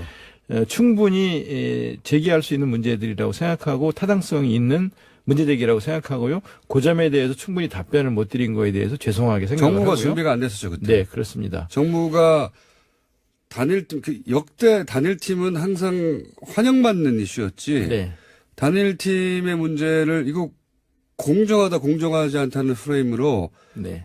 공격을 정부를 향해 한 적이 한 번도 없었어요. 네네. 네. 그러다 보니까 정부가 이걸 어떻게 대응해야 되는지 초기에는 네. 당황한 게 보이더라고요. 그죠? 네네. 그래서 10일 날 선수들이 들어온 뒤에 바로 제가 직접 한국 아이스하키 협회, 우리나라 아이스하키 협회장과 전무이사 등 임원들을 만났고요. 그래서 이 문제에 대해 상의를 했고요. 그 다음에 세란 모레이 감독이 돌아온 11일 날 아이스하키 감독. 예, 우리 차관과 체육국장이 직접 진천에 내려가서 선수들과 감독을 만나서 설명을 했고 이해를 구했고요. 그 뒤에 다시 그 다음날은 대통령이 직접 선수촌에 내려가셨고요. 그리고 대통령이 내려가셔서 이해를 구했고 그 다음에 선수들이 저를 보자고 하더라고요. 그래서 선수들이 이야기하자고 그래서 제가 또 선수들과 감독과 함께 대통령 장관 다 선수들과 다. 선수들이 직접 만나자고 해서 선수들과 1시간 넘게 선수들과 이야기를 나눴어요. 선수들이 가장 우려하는 문제 또 도와줬으면 하는 문제들을 갖고 이야기를 나눴는데요. 선수들은 우리 피해가 있으면 안 된다. 피해가 있는 거 아니냐라는 문제를 포함해서 개인적으로는 당연히 그 문제가 궁금했겠죠. 그다음에 만약에 그럼 단일팀이 된다면 국가가 우리한테 해줄 수 있는 게 뭐냐. 당신들이 우리한테 해줄 수 있는 게 뭔데요? 라고 물어요. 개인적으로 일정 부분 희생하는 게 있으니. 예. 우리한테 해줄 게 있어야 될 거 아니냐. 해줄 수 있는 게 뭐냐. 그래서 요구사항이 뭐냐. 제일 어려운 점이 뭐냐. 선수들은 정말 직접적이네요. 네, 네. 그랬더니 우선 안정적으로 운동할 수 있는 환경, 즉 실업팀이 만들어졌으면 좋겠다. 직장이 있으면서 운동을 할 수 있는. 바라겠죠. 네. 이런 환경을 만들어주는 게 첫 번째 요구다. 가능하겠냐. 그래서 알아보겠다라고 하면서 직접 알아봤고요. 몇 군데에서 하겠다는 기업들이 있었고요. 두 번째, 고1 학생이 3명 있어요. 고2가 또 3명 있어요. 이 학생들이 질문을 하면서 우리는 대학에 가려면 운동을 접어야 됩니다. 없으니까. 체육 특기자를 받아주는 대학이 없습니다. 남자는 5개 대학이 있는데 여자 아이스하키 선수들은 없습니다. 우리도 체육특기생으로 받아주는 대학이 있으면 좋겠습니다. 해결이 가능할까요? 그래서 지금 당장 답변은 못하지만 이거는 대학과 논의를 해야 되니까 대학과 논의를 하겠다. 이렇게 답변을 했고요. 실제로 가능한 대학들 알아보고 있거든요. 그러니까 이 두 가지 문제가 제일 우선 선수들의 요구사항이었어요. 그래서 이 두 문제를 해결해 주려고 하는 과정에 마침 수원시청에서 실업팀을 창단하겠다고 했어요. 왜 그러냐면 수원시청은 2016년부터 2020년까지 480억을 들여서 아이스링크를 짓고 있는 중이에요. 마침 아이스링크를 짓고 있는 중인데 이런 상황이라면 우리가 창단하겠다. 창단비 25억 정도 들어가는데 그럼 우리가 창단하겠다. 대신 창단하면 문체부에서도 좀 지원을 해주고 도와줄 수 있겠냐. 그래서 그건 가능하다. 거기까지 알겠습니다. 예. 선수들이 또 하나 요구하는 게 있는데요. 협회에서도 요구하는 게 지속적인 지원이 제일 중요하다. 그래서 2022년 평창 동계올림픽에는 우리 재력으로 8강에 진출하고 싶다. 그때까지 계속 지원해 줄 수 있겠냐. 지원해 줄 수 있다. 이게 선수들이 원하는 거였고요. 그런 논의가 1월 10일, 11일, 12일, 1월 9일 날 처음 문제 제기된 이후에 계속 선수들과 협회가 논의됐던 거예요. 제대로. 예. 그리고 이 논의를 바탕으로 19, 20일 날 스위스 로잔에서 최종 결정을 위한 협의를 위해서 IOC에 갔었거든요. 거기서 가장 논의가 오래되고 또 결정이 어려웠던 것도 역시 단일팀 문제였습니다. 단일팀 문제였습니다. 왜냐하면 IOC는 일단 북한 선수 12명을 받아라. 그래서 IOC가 그렇게 얘기했어요? 그렇습니다. IOC가 12명을 받아라. 그래서 35명으로 팀 엔트리를 우리가 북한의 요구사항 혹은 우리 요구사항을 IOC에 12명이라고 요구한 게 아니라 IOC가 12명을 받아라? IOC가 12명을 받아라. 그리고 처음 하는 내용이네요. 그리고 게임당 최소 5명 이상 출전하게 해야 한다. IOC의 요구입니다. 북한의 요구가 아니고 북한의 요구가 아니고 IOC 요구입니다. 그래서 왜 보도가 안 됐습니까, 제대로? IOC가 그렇게 요구해서 우리는 그렇게 받을 수 있는지를 우리 선수들에게 물어봐야 되겠다. 그래서 정회를 시켰어요, 제가. 정회를 하고 그때가 밤 12시 가까운 시간, 한국은 12시 가까운 시간이었는데요. 네. 협회에 전화를 해서 전무이사라든가 또 아이스하키 협회장과 통화를 했고요. 네. 그러면서 감독이 3명까지는 받을 수 있지만 5명은 어렵다고 많다. 한다. 너무 많다. 그래서 그러면 이 문제를 가지고 계속 이제 협상을 이거 시도하면서 완전 잘못 알려져 있는 거네요. 그러니까 우리 정부에서는 아이스하키 선수들의 요청을 받아서 3명까지라고 IOC 요구했고, IOC는 아닌데 더 많이 받아라. 그럼요. 예. 5명을 받아라. 예, 예. 전체적으로는 북한이 12명을 받고, 그러니까 이런 거 같네요. IOC에서는 이제 IOC가 단일팀을 계속 관심 있고 밀었던 것은 한반도에 이제 전쟁 위기가 있고 하는데, 그렇습니다. 올림픽을 통해서 그 긴장이 완화되는 것이 굉장히 중요하고 올림픽의 역할이니까, 네. 올림픽위원회에서는 그런 정도 효과를 내려면 당연히 숫자도 오고 생색만 내는 게 아니라 예. 선수도 많이 출전해야 그런 효과가 있는 거 아니냐. 예. 그러니까 더 많이 출전시켜라. 예. 이렇게 한 거네요. 그것도 아주 강하게 요구했었어요. 이거가 어떻게 안 알려졌죠? 이거 문체부가 홍보를 못한 거 아닙니까? 네, 홍보를 못했고 또 공장장님이 우리를 불러주시지 않으셔서 이런 얘기를 할 수 있는 기회가 아니에요. 없었는데요. 그때 불렀는데 너무 바쁘셔가지고 안 오신 거예요. 그때 어디 가신 거면 여기로 오셨어야지 처음부터. 거기다 이제 다 끝난다고 오시면 뭐합니까 이렇게. 이제 조금 더 드릴 말씀은 뭐냐면요. 그렇게 강력하게 요구를 하는 바람에 정회를 해놓고 이거 완전히 예상 논의를 하다가 우리가 5명 요구했는데 IOC가 3명으로 줄여라. 이게 아니네요. 아닙니다. 거기다가 워낙 IOC에서 세게 요구를 하기 때문에 정회를 하고 우리 선수 입장을 물어보았고 논의를 계속하고 문자를 주고받으면서 우리 아이스하키 협회에서는요 잠을 안 자고 새벽까지 계속 우리와 논의를 해가면서 기다리고 그 문자를 주고받으면서 했었고요. 연맹 이런 데서도 뭐 발언권 있지 않습니까? 국제 아이스하키 연맹에서는 어떻게 요구를 했냐면은요. 국제 아이스하키 연맹 르네 파젤 회장이 선수를 희생시키기 어려운 국내 사정이 있다면 북한 선수 5명을 더 포함해서 27명의 게임 엔트리를 주겠다는 것이 IIHF 국제 아이스하키 연맹의 공식 결정이다. 와, 다른 나라는 22명이 뛰고 우리는 27명이 뛰게 해주겠다. 예. 그게 가능하냐? 일본이나 스웨덴이나 스위스가 그게 동의하겠냐? 하겠냐? 그랬더니 다 동의 받았다. 이런. 그렇게까지 제안하면서 북한 선수가 최소 5명 이상은 게임마다 참여를 해야 한다는 게. 보수 정당이 욕먹어야 되는 겁니다, 그러면. 보수 매체하고. 결국은 국제사회, IOC 혹은 IIHF. 아이스하키 협회에서는 당연히 그 정도 의미가 있는데 왜 반대하냐고. 네. 하는데, 불공정 프레임에 딱 갇혀가지고 언론도 안 도와준 거네요. 예. 이런 망할. 진짜 나쁘네요. 저희는 27명이 뛰게 해주겠다는 IIHF의 요구를 고민을 하다가 이것도 받지 않겠다고 그랬어요. 왜냐하면 일본하고 경기를 해서 우리는 27명이 뛰고 일본은 22명이 뛰어서 우리가 이겼을 경우에 일본 네티즌들이 가만히 있지 않을 거 아니겠습니까? 일본 국민들 입장에서는 또 왜 저게 특혜를 주냐 할 수 있죠. 비겁하다고 할 테고 지면은 더 창피하고 차라리 깨끗하게 이기든 지든 깨끗하게 22명이 뛰는 것이 낫겠다고 제가 생각을 해서 이건 안 받겠다. 선수들 피해가 있는 게 아니고 거꾸로네요. 네. 국제사회 IOC 이게 제대로 안 알려졌다는 게 이거 진짜 언론 직무유기입니다. 그리고 문체부에서 당장 뉴스공장에 나왔어야 하는데 판단 착오예요. 네.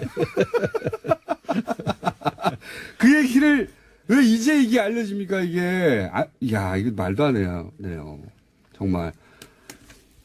내막이 그랬군요. 저는 거꾸로 생각하고 있었어요. 그러다 보니까 우리가 막 강하게 요구하는데 IOC나 국제 아이스하키 연맹에서 그렇게까지는 어떻게 해줘 이러지 않았을까? 막연히 추측했는데 정반대였고요. 정반대였네요. 최소 5명 이상을 출전시키자는 요구와 우리 감독이 3명 정도까지는 받을 수 있지만 그 이상 안 된다고 하는 사이에서 이게 계속 정회를 거듭하니까 중재안이 나온 게 4명이었어요. 네 명으로 그럼 하자라는 중재안이 나왔는데 전 그것도 안 된다고 그랬어요. 단일팀 못하는 한이 있어도 우리 의견을 지켜줘야 된다. 우리 선수와 감독들의 입장을 지켜주지 않으면 단일팀 못한다고 제가 버텼어요. 그래서 나중에 결국은 저희 안을 받아들이면서 최종 결정이 된 거죠. 야, 이게 이렇게 된 거구나. 이 내막이 이렇게 안 알려진다는 거는 말도 안 되는 겁니다. 네. 문체부 바보! 그리고 언론도 정말 나쁘네요. 이 스토리는 그 자체로 사람들한테 네. 감동적인 면이 있어요. 국제사회가 한반도에서 평화를 위해서 이렇게 노력해준다. 아, 이게 안 알려지고 그냥 선수들 시간 뺏어가지고 이게 불공정하지도 않은 이 포탈의 댓글 부대 진짜 잡아야 되겠어요. 그 선수들이 희생되는 걸 어떻게 할 거냐라는 문제 제기에 관련해서 이제 북한 선수 3명이 들어오면 우리 선수 3명이 완전 제외되는 게 아니냐라는 그 견해가 있지 않습니까? 그런데 완전 제외된다든가 하는 것은 이제 저희도 이건 안 된다고 생각을 하고 선수 선발은 전적으로 감독에게 맡긴다는 것이 IOC의 결정 중에 또 하나예요. 근데 5번 경기를 하는데 4번을 뛰게 되는 경우가 생기거나 30분을 뛸 선수가 25분을 뛰거나 20분을 뛰는 경우는 있을 수 있어요. 그렇지만 완전 배제라는 것은 고려하지 않고 있는데 일반적으로 북한 선수 3명이 들어오면 우리 선수 3명이 경기를 아예 못 뛰는 거 아니냐라고 생각하는 거죠. 그렇지는 않습니다. 그렇게 또 퍼뜨린 거예요. 그러니까 저는 그 출전 시간 자체가 기본적으로 오늘 나오신다길래 제가 이제 그 이슈도 잠깐 했는데 출전 시간이 사회물이 아니거든요. 올림픽에서는. 네. 그거 다 대회 전체도 세금으로 쓰이는 거고요. 유치도 그 대한민국의 공공의 자산이 엄청나게 대통령부터 들어간 거고요. 그 행사 올림픽 전체가 무슨 개인의 경영만 하는 그런 이벤트가 아니에요. 그러니까 올림픽의 정신이 평화 아닙니까? 그렇게 탄생한 거 아니에요? 그렇죠. 그러니까 네. 더군다나 그 올림픽의 정신에 가장 부합되는 이벤트니까 또 IOC가 이렇게까지 나선 거 아닙니까? 그렇습니다. 네. 예. 그러니까 이 행사는 사실은 그 목적에 부합하는 정확한 이벤트가 나타났기 때문에 그 시간은 개인의 시간이 아니라 공공재가 되는 겁니다. 일정 정도. 그렇죠. 네네. 쉐어해야 하는 겁니다. 너무나 당연하게. 이 얘기를 언론이 하지 않는 게 저는 불만이었는데 그 정도가 아니라 이 진상 전체가 제대로 전달이 안 됐네요. 전체 과정이. 그래서 저희는 양보라면 양보이고 희생이라면 희생이라고 볼 수 있는 부분을 인정하면서 작게 양보하고 크게 얻을 수 있는 길이 있다. 그 말씀을 드리고 싶었었는데요. 작게라도 양보하면 안 된다. 이건 희생이다라고 이제 주장하는 목소리가 더 컸었습니다. 목소리가 큰 게 아니고 그렇게 만들었어요. 사실은 제가 불만인 게 그겁니다. 아니 개인의 그 기회가 보장되는 것도 굉장히 중요한 가치죠. 올림픽에서는 그게 유일한 가치는 아니에요. 이런 다른 중요한 가치도 있기 때문에 그거 어떻게 잘 조율할 것인가 당연한 거지 않습니까? 네. 근데 이 일방적인 프레임을 막 때리면 언론이 어느 순간에는 그렇지 않은 면도 있다라고 이제 제어를 하거나 해야 되는데 나쁩니다. 비겁하거나 언론들이 문체부 바보 그리고 네네네. 뉴스구제에 빨리 나오시지. 예. 내막은 이제 알았습니다. 이 내막이 굉장히 중요하네요. 전후 과정이. 그리고 말씀하신 대로 IOC 입장에서는 한 달 전만 해도 전쟁이 일어날 가능성이 있을지도 모른다라는 위기의식이 있었고요. 북이 계속 핵실험 미사일 발사를 계속하면서 또 한미 군사 합동 훈련들이 진행되는 걸 보면서 올림픽이 이게 안전하게 치러질 수 있을까 하는 걱정이 있었고 거기에 대한 우려 때문에 프랑스라든가 독일이라든가 오스트리아 이런 나라에서는 선수들을 보낼 수 없다. 지금보다 상황이 악화된다면 선수들을 보내기 어렵다고 얘기할 정도로 위기가 높아졌던 상황에서 이것이 이제 평화올림픽으로 안전한 올림픽으로 치를 가능성이 있다고 생각하기 때문에 올림픽에서 제일 중요하게 여기는 가치인 평화를 실현하기 위해서 특히 남북이 저렇게 하나 되는 모습을 보여줄 수 있다면 본래 올림픽이 추구하는 가치가 실현되는 올림픽이 될 수 있다고 생각을 했던 거죠. 그렇죠. 맞습니다. 그래서 아마 IOC 가 르네 파젤 그 IIHF 국제 아이스하키 연맹 회장도 파격적인 제안을 하면서 다른 나라를 설득해갖고 예. 그러니까요. 예, 국내 언론에는 보도가 뭐 잘 안 됐죠. 뉴스공장에서 보도 안 됐으니까 다른 데도 안 됐을 겁니다. 그런데 27명의 게임 엔트리를 주기로 우리가 다 국제 아이스하키 연맹이 협의를 해서 논의를 끝냈다. 그러니까 받아라라고까지 하는 것을 저희는 그거야말로 다른 나라에서 보면 불공정입니다. 받아들일 수도 있는데도 다른 나라 아이스하키 협회 연맹에서 좋다. 예. 그게 어떻게 선수 출전 시간 몇 분 가지고 따질 수도 없는 거잖아요. 그렇죠. 그렇게까지 결정한 사안을 요 안에서 보수해서 이게 불공정 프레임인데 출전 시간이 줄어드니 작디 작은 프레임으로 다 뒤엎어버린 거예요. 다른 나라는 27명 해 니네 그럼 이렇게 하는 사안을 네. 야 말도 안 되네요 정말. 이게 언론도 제 역할을 못하는 것이고 문체부 바보 플러스 이 포탈에서 이런 여론이 전체인 것처럼 막 뒤엎어버렸거든요. 그것도 큰 문제입니다. 예. 아, 이게 굉장히 중요한 내막과 진상이 저도 처음 알았어요. 그러나 저는 또 광고를 해야 되기 때문에 잠시 알고 보니 교통방송이라서 네. 안내를 하고 다시 잠시 후에 돌아옵니다. 충분히 이제 어떻게 왜곡되었는지 혹은 절반의 진실만 전달됐는지는 알겠습니다. 내막을 알고 보니 IOC가 훨씬 더 국제 아이스하키 협회 연맹이 사실 그동안 그러니까 공정한 기회 그걸 넘어서는 가치가 여기 나온 거군요. 전 세계의 평화, 네. 전쟁이 막아지는 올림픽 정신에 가장 부합하는. 그러니까 선수가 몇 명 더 늘어난다는 중요하지 않다. 그리고 이런 일이 벌어졌다는 걸 이제 알았고요. 단일기 얘기만 잠깐 해보죠. 네. 단일기도 이슈가 많이 됐는데 예. 여기 대해서 하고 싶은 말씀 있으십니까? 한반도기를 처음 들은 것은 91년인데요. 네. 한반도기를 남북이 합의해서 들은 깃발로 되게 생각들을 하시는데 IOC의 요구로 시작된 겁니다. 아, 이것도 IOC. 네. 하긴 올림픽에 관련된 건 IOC가 최종 결정권을 다 갖고 있기 해야지 때문에요. 되는 네. 거니까요. 1963년입니다. 91년이 아니고 1963년에 브런디지 당시 IOC 위원장이 한반도기 들고 입장해라라고 얘기를 한 겁니다. 그러니까 1947년에 우리가 IOC에 가입을 신청했을 때 예비 승인을 해주면서 남북은 당연히 한 나라인데 사무소는 서울에 두고 네. 그리고 지금 예비 승인 단계이니까 조금 기다려라고 하고 있는데 전쟁이 터진 거예요.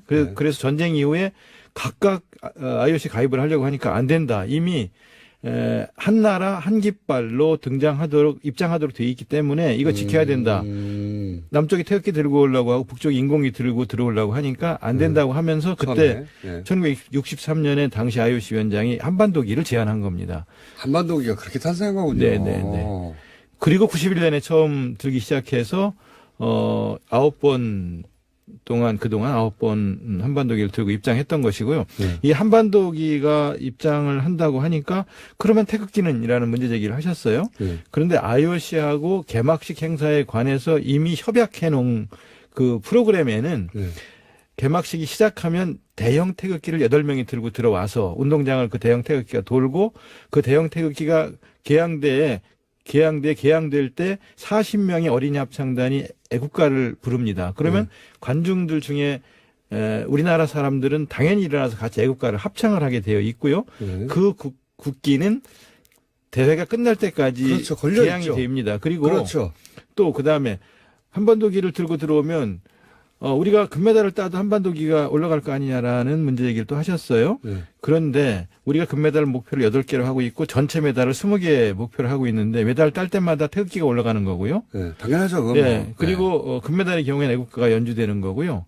이거는 IOC 규정이 그러니까 이렇게 되는 거예요. 그런데 또 오늘 아침 어제 저녁 방송에도 대한민국의 인공기 펄럭인다라고 하는데요. 참가하는 95개국 모든 나라의 국기는 개항되는 겁니다. 당연한 겁니다. 그것도. 우리가 평양에 가서 만약에 국제 행사를 한다고 그러면 태극기가 개항되는 거고 평양에 가서 메달을 따면 태극기가 올라가고 애국가가 연주되는 겁니다. 이거는 국제 스포츠의 이건 규정입니다. 그러니까 저는 이런 말도 안 되는 프레임을 그러니까 보수는 보수의 기술이 들어올 수 있어요. 그건 또 그들의 생존이고, 그들의 이제 방식이고, 뭐, 그들 살아야 되니까요. 그러면 또 이쪽 진영에서는 또 그게 아니다 막 이렇게 또 반박할 수 있어요. 네. 그럼 언론이 양쪽의 주장을 봐서 합리적인 주장을 실어주거나 혹은 뭐 최소한 공동으로 실어주거나. 근데 이 올림픽 관련해서는요, 초반에 이쪽의 목소리는 전혀 없었어요. 오로지, 친북, 종북, 북한에 다 넘어간다. 체제 선전이 이용된다. 이 프레임으로 포탈부터 도배가 됐거든요. 근데 저희는요, 어느 체제가 더 많이 선전되겠는가 하는 질문을 드리고 싶어요. 북한에서 응원단이 내려온다, 뭐 공연단이 내려온다, 그러면 체제 선전에 이용할 거 아니냐? 이제 개막식을 한번 보시기 바라는데요. 개막식에서 저희가 준비한 내용들을 보시면 이게 전 세계 수십억 인구에게 생중계되는 개막식이 네. 아니겠습니까? 이 개막식을 갖고 북한 공연과 비교를 할 수는 없겠습니다만은 어느 체제가 더 많이 선전될 것인가, 어느 사람들이 더 많이 흔들릴 것인가를 생각하고 자신감 갖고 대처해야 된다고 생각을 하고요. 북한 예술단의 공연도 많은 사람이 관심을 갖고 있습니다. 많은 사람들이 와서 보시기를 권하고요. 그런 프로그램은 150개 정도가 준비되어 있습니다. 그러니까 저는 체제 선전이 이용된다는 것도 너무 웃긴 게 북한에 우리나라에서 하는 올림픽이 준비가 돼요. 자기들 한 번도 개최해보지 않은. 올림픽이 통으로 저쪽에 남한에서 열린다는 게 전달이 됩니다. 이거보다 큰 체제 선전이 어디 있어요. 저기는 공연단이 오는 것이고 우리는 올림픽이 통째로 남한에서 한다는 건데 체제 선전의 프레임도 정말 유치합니다. 유치한데 이게 본질이 전달이 안 되고 있다. 언론을 통해서. 그런 얘기 꼭 하고 싶은데 안 나오셔가지고 또 이게 하나 있습니다.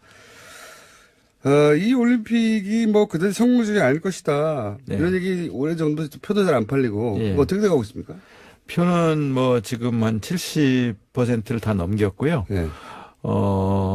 지금 직전 달에 주로 많이 팔리는 건데요. 지금 나머지 기간 동안에 충분히 목표했던 90% 이상을 팔게 될 거라고 지금 올림픽 전망하고 성공하지 못하라고 막 뭐랄까 저주에 가까운 얘기도 표가 안 나왔었는데. 팔린다, 붕업이 안 된다. 그 다음에 이제 세 번째 주장했던 것이 적자 올림픽일 것이다라고 이야기를 하고 안전한 올림픽이 안 될 것이다라고 했어요. 올림픽이 열리는 기간 동안 북이 계속 뭐 포격을 하거나 뭐 무슨 장사정포를 쏘거나 도발을 하거나 이러면 진짜 어렵죠. 그런데 그것이 지금 해결이 된 상태 아니겠습니까? 네. 그러면서 그다음에 문제됐던 적자 3천억 정도 적자다라고 하는 것들도 그동안 다 해결을 해서 소폭의 흑자를 낸 올림픽으로 치를 것으로 지금 다 계획을 해놨고요. 흑자. 예, 흑자 올림픽이 될 것이고요. 안전한 올림픽이 되고 흥행에도 성공하고 저희가 바라는 것은 우리의 발전된 ICT 기술, 이번에 처음으로 이제 공개되는 5세대 이동통신 5G를 통해서 빛의 속도로 가는 이런 모습들과 UHD 영상으로 나가는 것, 이런 영상들을 전 세계에 송출한다든가, 그 다음에 VR, AR을 통해서 우리 올림픽의 모습들을 중계하거나 보여주는 기회들을 가지고 정말로 외국 사람들이 와서 보고 한국이 정말 선진국이 틀림없다라는 인식을 가지게 해서 번영으로 이어지는 그런 올림픽이 될 수 있을 거라고 확신을 하고요. 그래서 평창올림픽의 평이 평화의 평이고 창이 번창의 창이라고 생각을 해서 평화와 번영의 두 가지를 다 이룬 올림픽으로 만들 것이다라고 말씀드리고 싶습니다. TV 사장님이 저한테 표를 2장 주셨어요. 네, 갔다 오라고. 네. 이걸로 아마 하와이를 떼우려고 하시는 것 같긴 한데. 거기 갔다 오라고. 생각해보니까, 예. 뭐, 수도권 기준으로 얘기하자면, 2-3시간 만에 갈 수 있으니까. 네. 서울에서 1시간 반이면 갑니다. 그렇습니까? 근데 이 올림픽에 관련해서 초반에 압도적으로 부정적인 보도를 쏟아내가지고. 네. 더더욱이, 그리고 이제 성공하면 보수 진영 입장에서 싫잖아요. 이건 진보 보수를 떠나서 네. 올림픽은 싫어해요. 성공해야 됩니다. 그건 성공해. 뭐 이건 이런 기회, 이 어렵게 준비한 올림픽을 통해서 이런 기회에 우리가 3만 불 시대로 진입할 수 있는 번영의 계기를 만드는 것은 우리 모두의 온 국민의 소망이라고 생각을 하고요. 성공을 어떻게든 기원하는 것이 올바른 태도 아닌가 싶습니다. 근데 조금 다른 얘기인데 갑자기 생각이 든 건데 예를 들어서 이게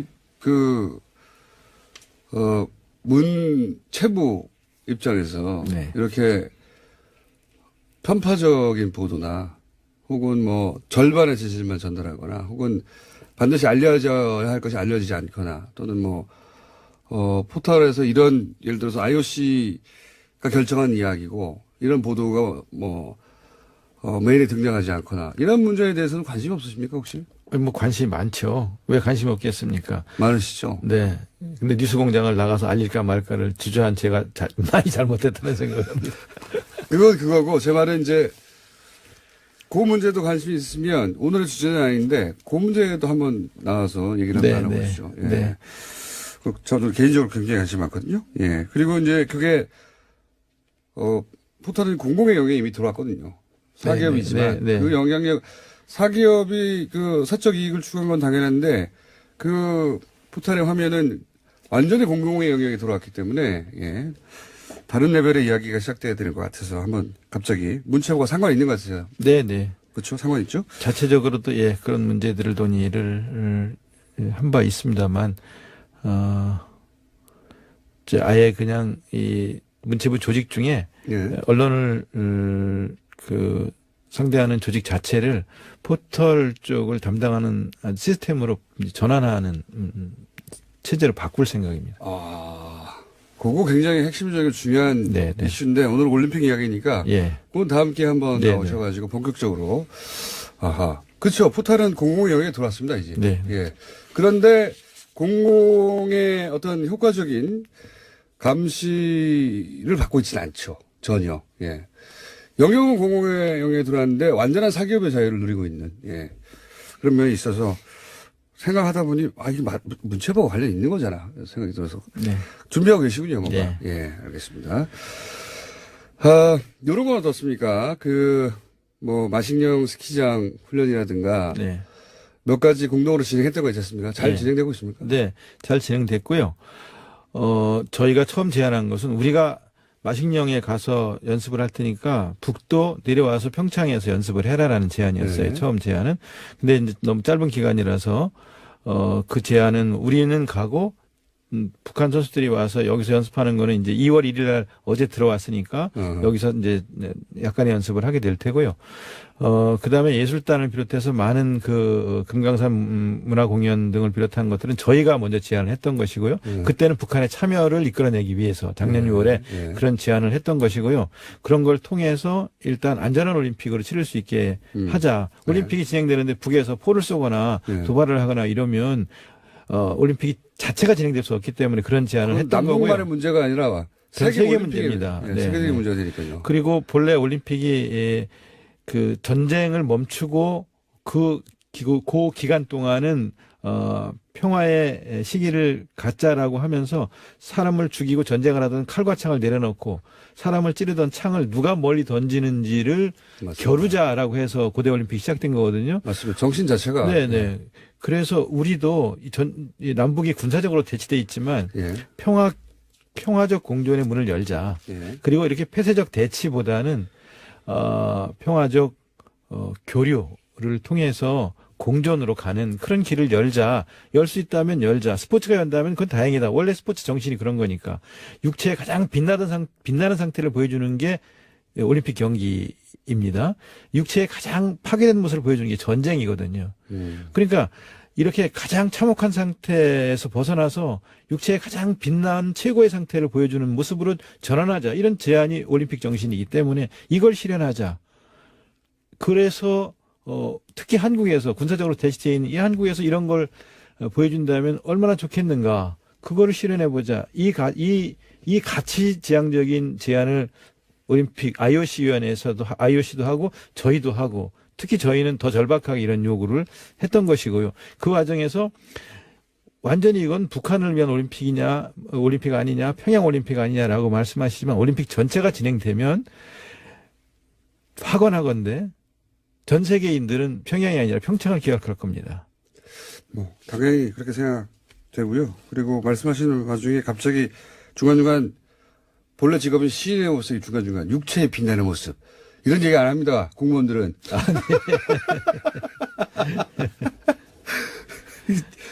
듣다가 이분 시인이셨지? 아니 피겨 스케이팅을 하는 걸 보세요. 그 특히 피겨 페어 남녀가 같이 얼음판 위에서 하잖아요. 그냥 힘만 쓴다고 되는 게 아니고 힘을 적절히 잘 분배하고 균형을 이루면서 아름다움을 창출해내는 것이 피겨 페어예요. 그렇죠. 그리고 하다가 미끄러지는 경우가 있잖아요. 넘어지는 경우가 있어요. 그래도 우리가 선택한 음악이 계속 흐르면 음악이 끝나지 않으면 아름다움으로 다시 돌아가고 다시 일어나기 위해서 또 노력하고 다시 아름다움을 만들어내야 하는 것이 피겨 페어거든요. 우리 삶의 곳곳도 빙판이지만 우리가 선택한 음악이 끝나지 않으면 다시 일어나야 하는 것이 이 피겨다라는 걸 보여주는 그런 것들 우리가 접할 수 있는 게 올림픽 아닙니까? 시인 맞습니다. 장관님, 도종환 장관님은 20, 30대는 모르실 수도 있는데요. 예. 과거에 엄청 날리신 시인입니다. 요즘은 시집이 안 팔리고 있을지 모르겠는데 그때 엄청나게 화제가 된 시인이셨고 중간중간에 공무원의 신분을 잃고 갑자기 시인으로 돌아가가지고 그래서 많은 분들이 직접 오셔서 현장에서 일생에 한 번 있을까 말까 올림픽을 직접 보는 그런 경험들을 가지시면 참 고맙겠습니다. 이게 TV를 보셔도 좋지만 TV를 보시는 것과 현장에 와서 보시는 것의 차이는 방 안에 앉아서 통제를 먹는 것과 직접 바닷가에 가서 회를 먹는 것의 차이 정도라고 생각을 하고요. 직접 오셔서 구경을 하시면서 감동적인 장면들을 만나시기를 권합니다. 역시 후반부는 막판은 시인의 모드로 맞습니다. 생각해보면요. 평생 다른 나라의 동계올림픽에 갈 일은 정말로 거의 없어요. 네. 예. 가고 싶어도 이 절차도 가기도 그렇고 표, 숙박 머릿속에 이제 문제가 너무 많거든요. 요거 기차 타고 가면 되지 않습니까? 1시간 반이면 수도권에서는 네. 강릉이든 평창이든 오셔서 세계적인 선수들이 경기하는 모습들을 보시는 기회를 제 놓치지 생각엔 마시기 초반에 바랍니다. 보다가 너 기차 타고 금방 가면 되는 거 아니야 이거. 네. 1시간 반이면 길 막힐 때 서울 2시간 걸려요 길 막히면. 네네. 그런 생각하시고 후반부에 표가 더 많이 팔릴지도 모릅니다. 네네. 내가 왜 이거 앉아서 이거 텔레비전 보고 있지? 가면 되는데 이렇게 생각하시는 분들이 아마 그때 가서야 생기겠죠. 네. 언론도 사실 평창 올림픽에 대해서 이렇게 보도도 잘 안 해주고 기본적으로 이런 이슈만 보도하고 그러니까 논란. 그러니까 체육부 기자들이 기사를 쓰거나 방송을 내보내면 좋은데 정치부 기자들이 초반에 기사를 쓰면서 저희가 제대로 대응을 못한 것도 있고요. 또 저희가 성찰하고 반성해야 될 점도 있고 제대로 알리지 못한 점도 있다고 생각을 합니다. 어쨌든 그럼에도 불구하고 우리나라에서 30년 만에 다시 개최하는 이 올림픽에 많은 분들이 이제 오해도 좀 푸시고 또 같이 손에 손을 맞잡고 성공하는 올림픽이 될 수 있도록 도와주시면 고맙겠습니다. 알겠습니다. 지금까지 시인 도종환 문체부 장관이었습니다. 다음엔 꼭 여기부터 나오세요. 감사합니다. 네, 고맙습니다. 월요일 뵙겠습니다. 안녕.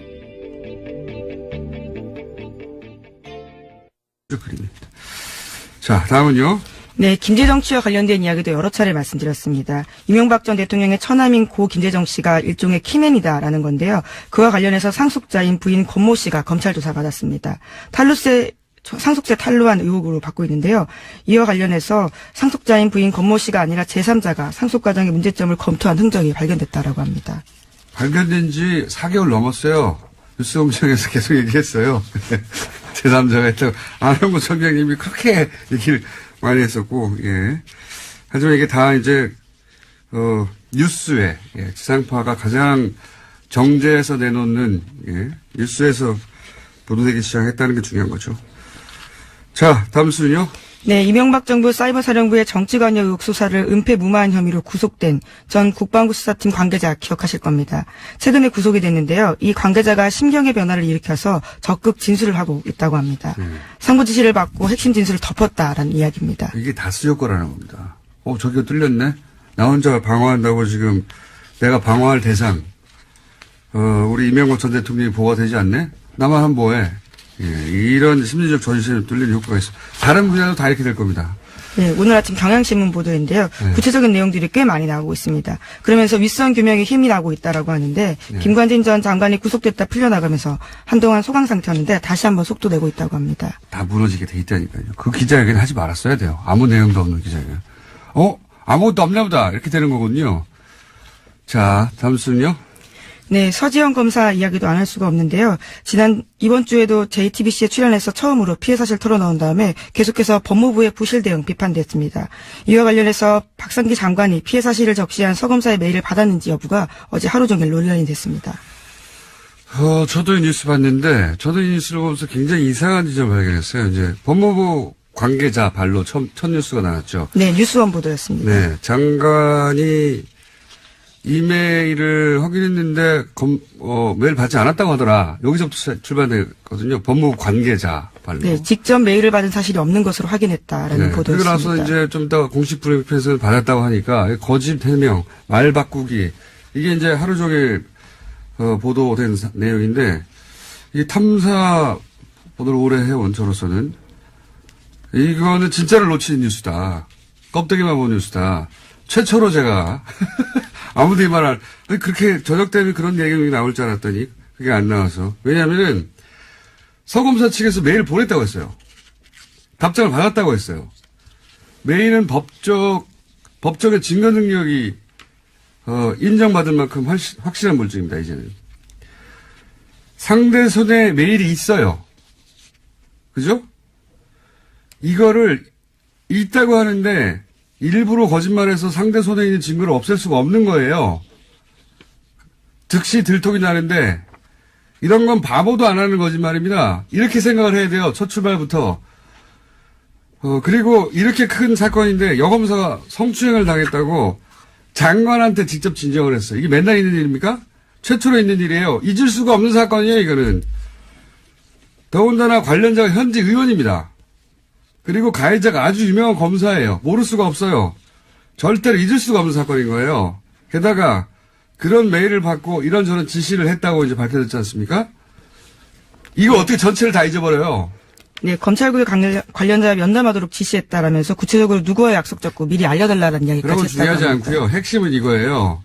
잊을 수가 없는 겁니다. 장관도 잊을 수가 없고 또는 숨기로 했고 해도 숨길 수가 없고 그리고 거짓말도 불가능하고 게다가 지시를 이행한 사람도 너무 많고 이렇게 상식적으로 생각하고 단 다음에 그 다음에 사건을 재구성을 해야 되는 거예요.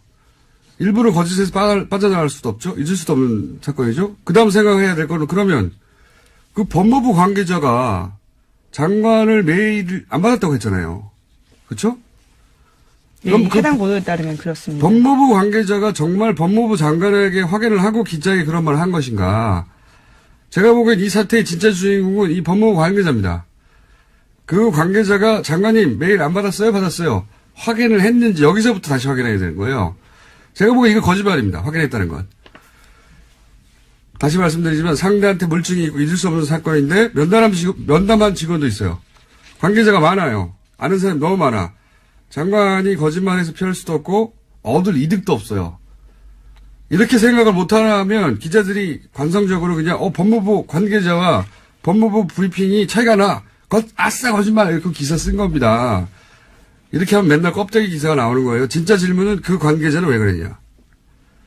10중 8구 제가 보기엔 거짓말했어요.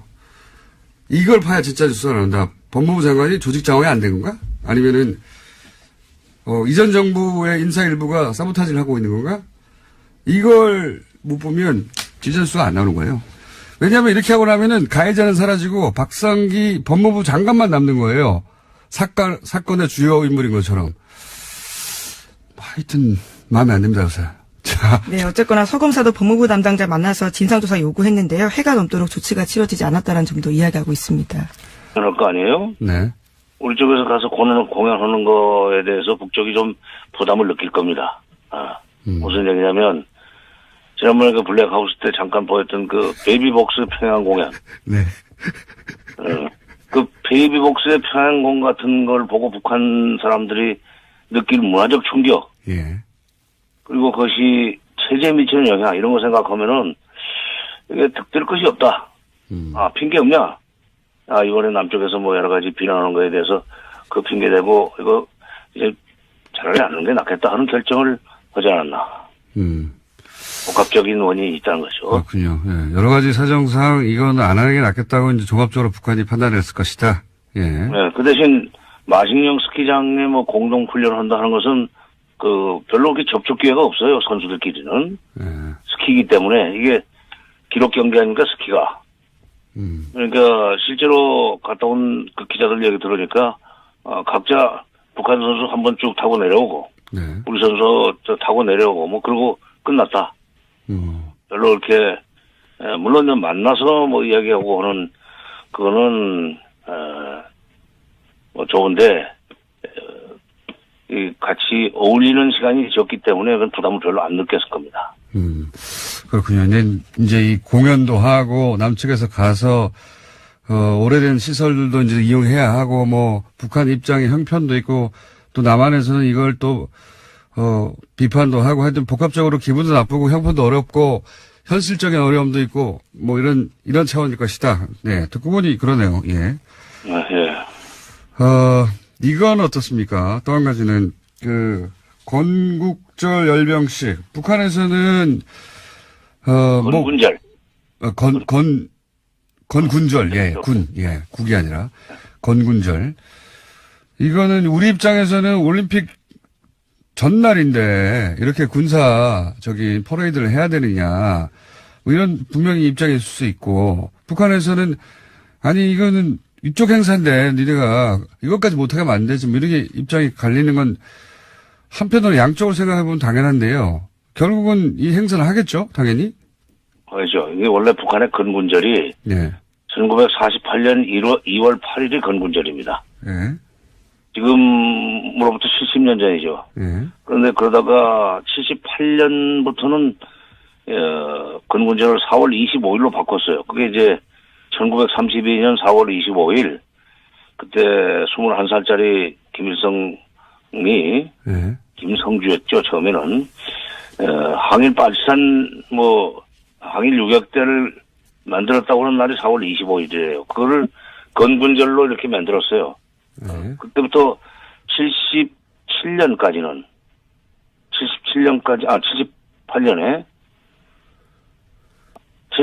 4월 25일부터 4월 25일 건군절로 만들어가지고 2014년까지는 4월 25일을 건군절로 치고 행사를 했었습니다. 열병식 할 일 있으면 열병식 하고 실내 행사 할 일 있으면 실내 행사. 근데 열병식까지 하는 것은 되게 꺾어지는 해예요. 10년, 5년, 20년 이럴 때. 그러다가 다시 그러니까 15년부터는 김정은 시대죠. 김정은 시대에 와서 다시 건군절을 2월 8일로 되돌려놨어요. 그리고 지금 이번에 금년이 처음으로 맞는 꺾어지는 해입니다. 70주년. 금년 신년사에서 9월 9일이 정권 수립 기념일인데 그게 70주년이라는 얘기부터 하면서 그걸 대대적으로 하자. 그리고 그걸 잔치로 만들자. 그리고 남쪽에서 마침 평창 올림픽도 있으니까 그것도 우리가 참가하는 식으로 해서 그것도 좀 축하해주자 하는 얘기를 신년사에서 했었습니다. 그러니까 이게 2월 8일이었다가 4월 25일로 됐다가 2015년부터 2월 8일로 다시 되돌아간 건데 이게 이 김정은 시대에 와가지고 아버지 때, 그러니까 김정일 때, 그리고 김일성 때 성취하지 못했던 여러 가지 군사적 업적을 한 번에 이번에 보일러 주려고 할 거예요. 예를 들면 무기도 들고 나올 거고 장거리 미사일 같은 것도.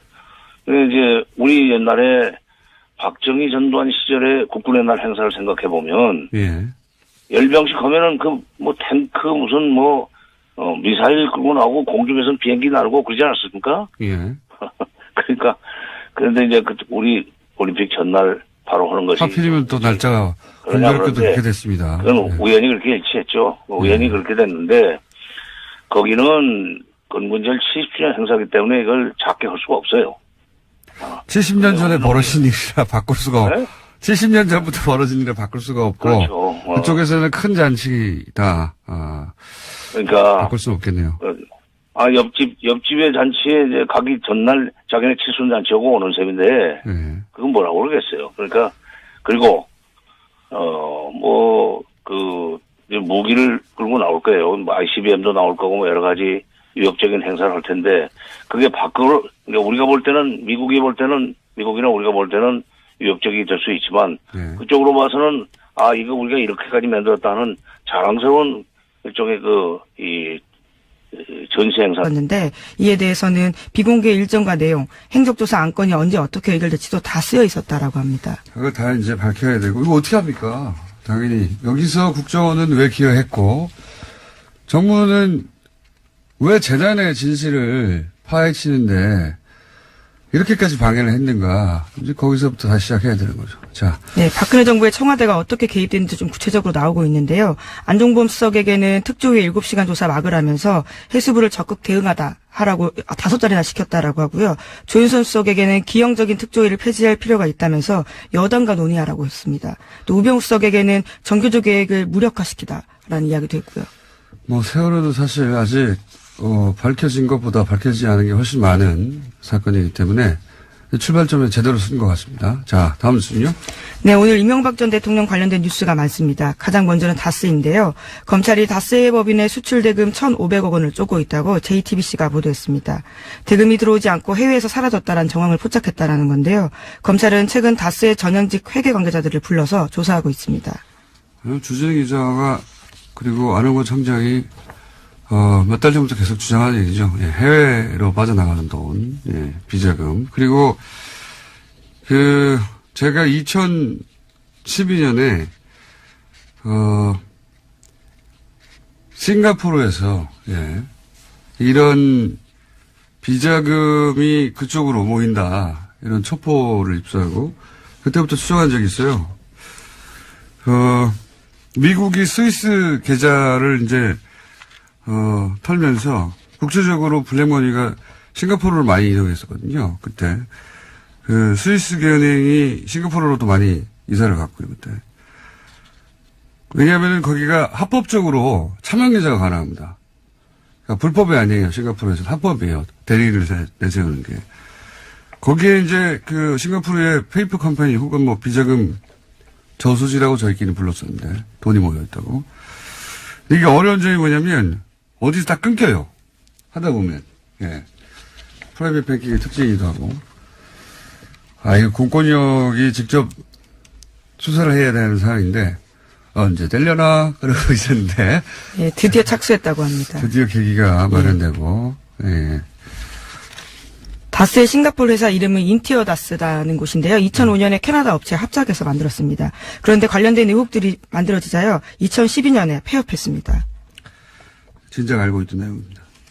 어쨌든 거기에서 그냥 머물러 있지는 않을 거예요. 돈이. 이런 돈이라는 게 계속 흘러가니까. 어쨌든 싱가포르가 거점이었다. 거점 중 하나였다. 예. 이것까지는 저도 확실하게 알고 있던 바입니다. 예. 그 이유를 추적하기 어려운 것이지. 드디어 공중파 뉴스에서도 나오군요. 자, 다음 뉴스는요? 네, 이명박 전 대통령의 큰 누나의 아들인 조카 김동혁 씨라는 사람이 있습니다. 이 김동혁 씨가 최근에 검찰의 비공개 조사를 받았는데요. 검찰 조사에서 모친에게 상속받은 부동산이 사실은 이명박 전 대통령의 차명 계산이다라고 진술했다고 합니다. 이명박 전 대통령 기자회견할 때, 이거 하지 말았어야 할 기자회견이다. 끝났다, 이제.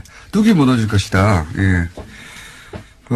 이게 이제 저희가 처음에 다스는 누구 겁니까? 라고 다스를 공격한 것도 사이버사나 국정원 댓글은 훈련된 조직원들이 그 가운데 있어요.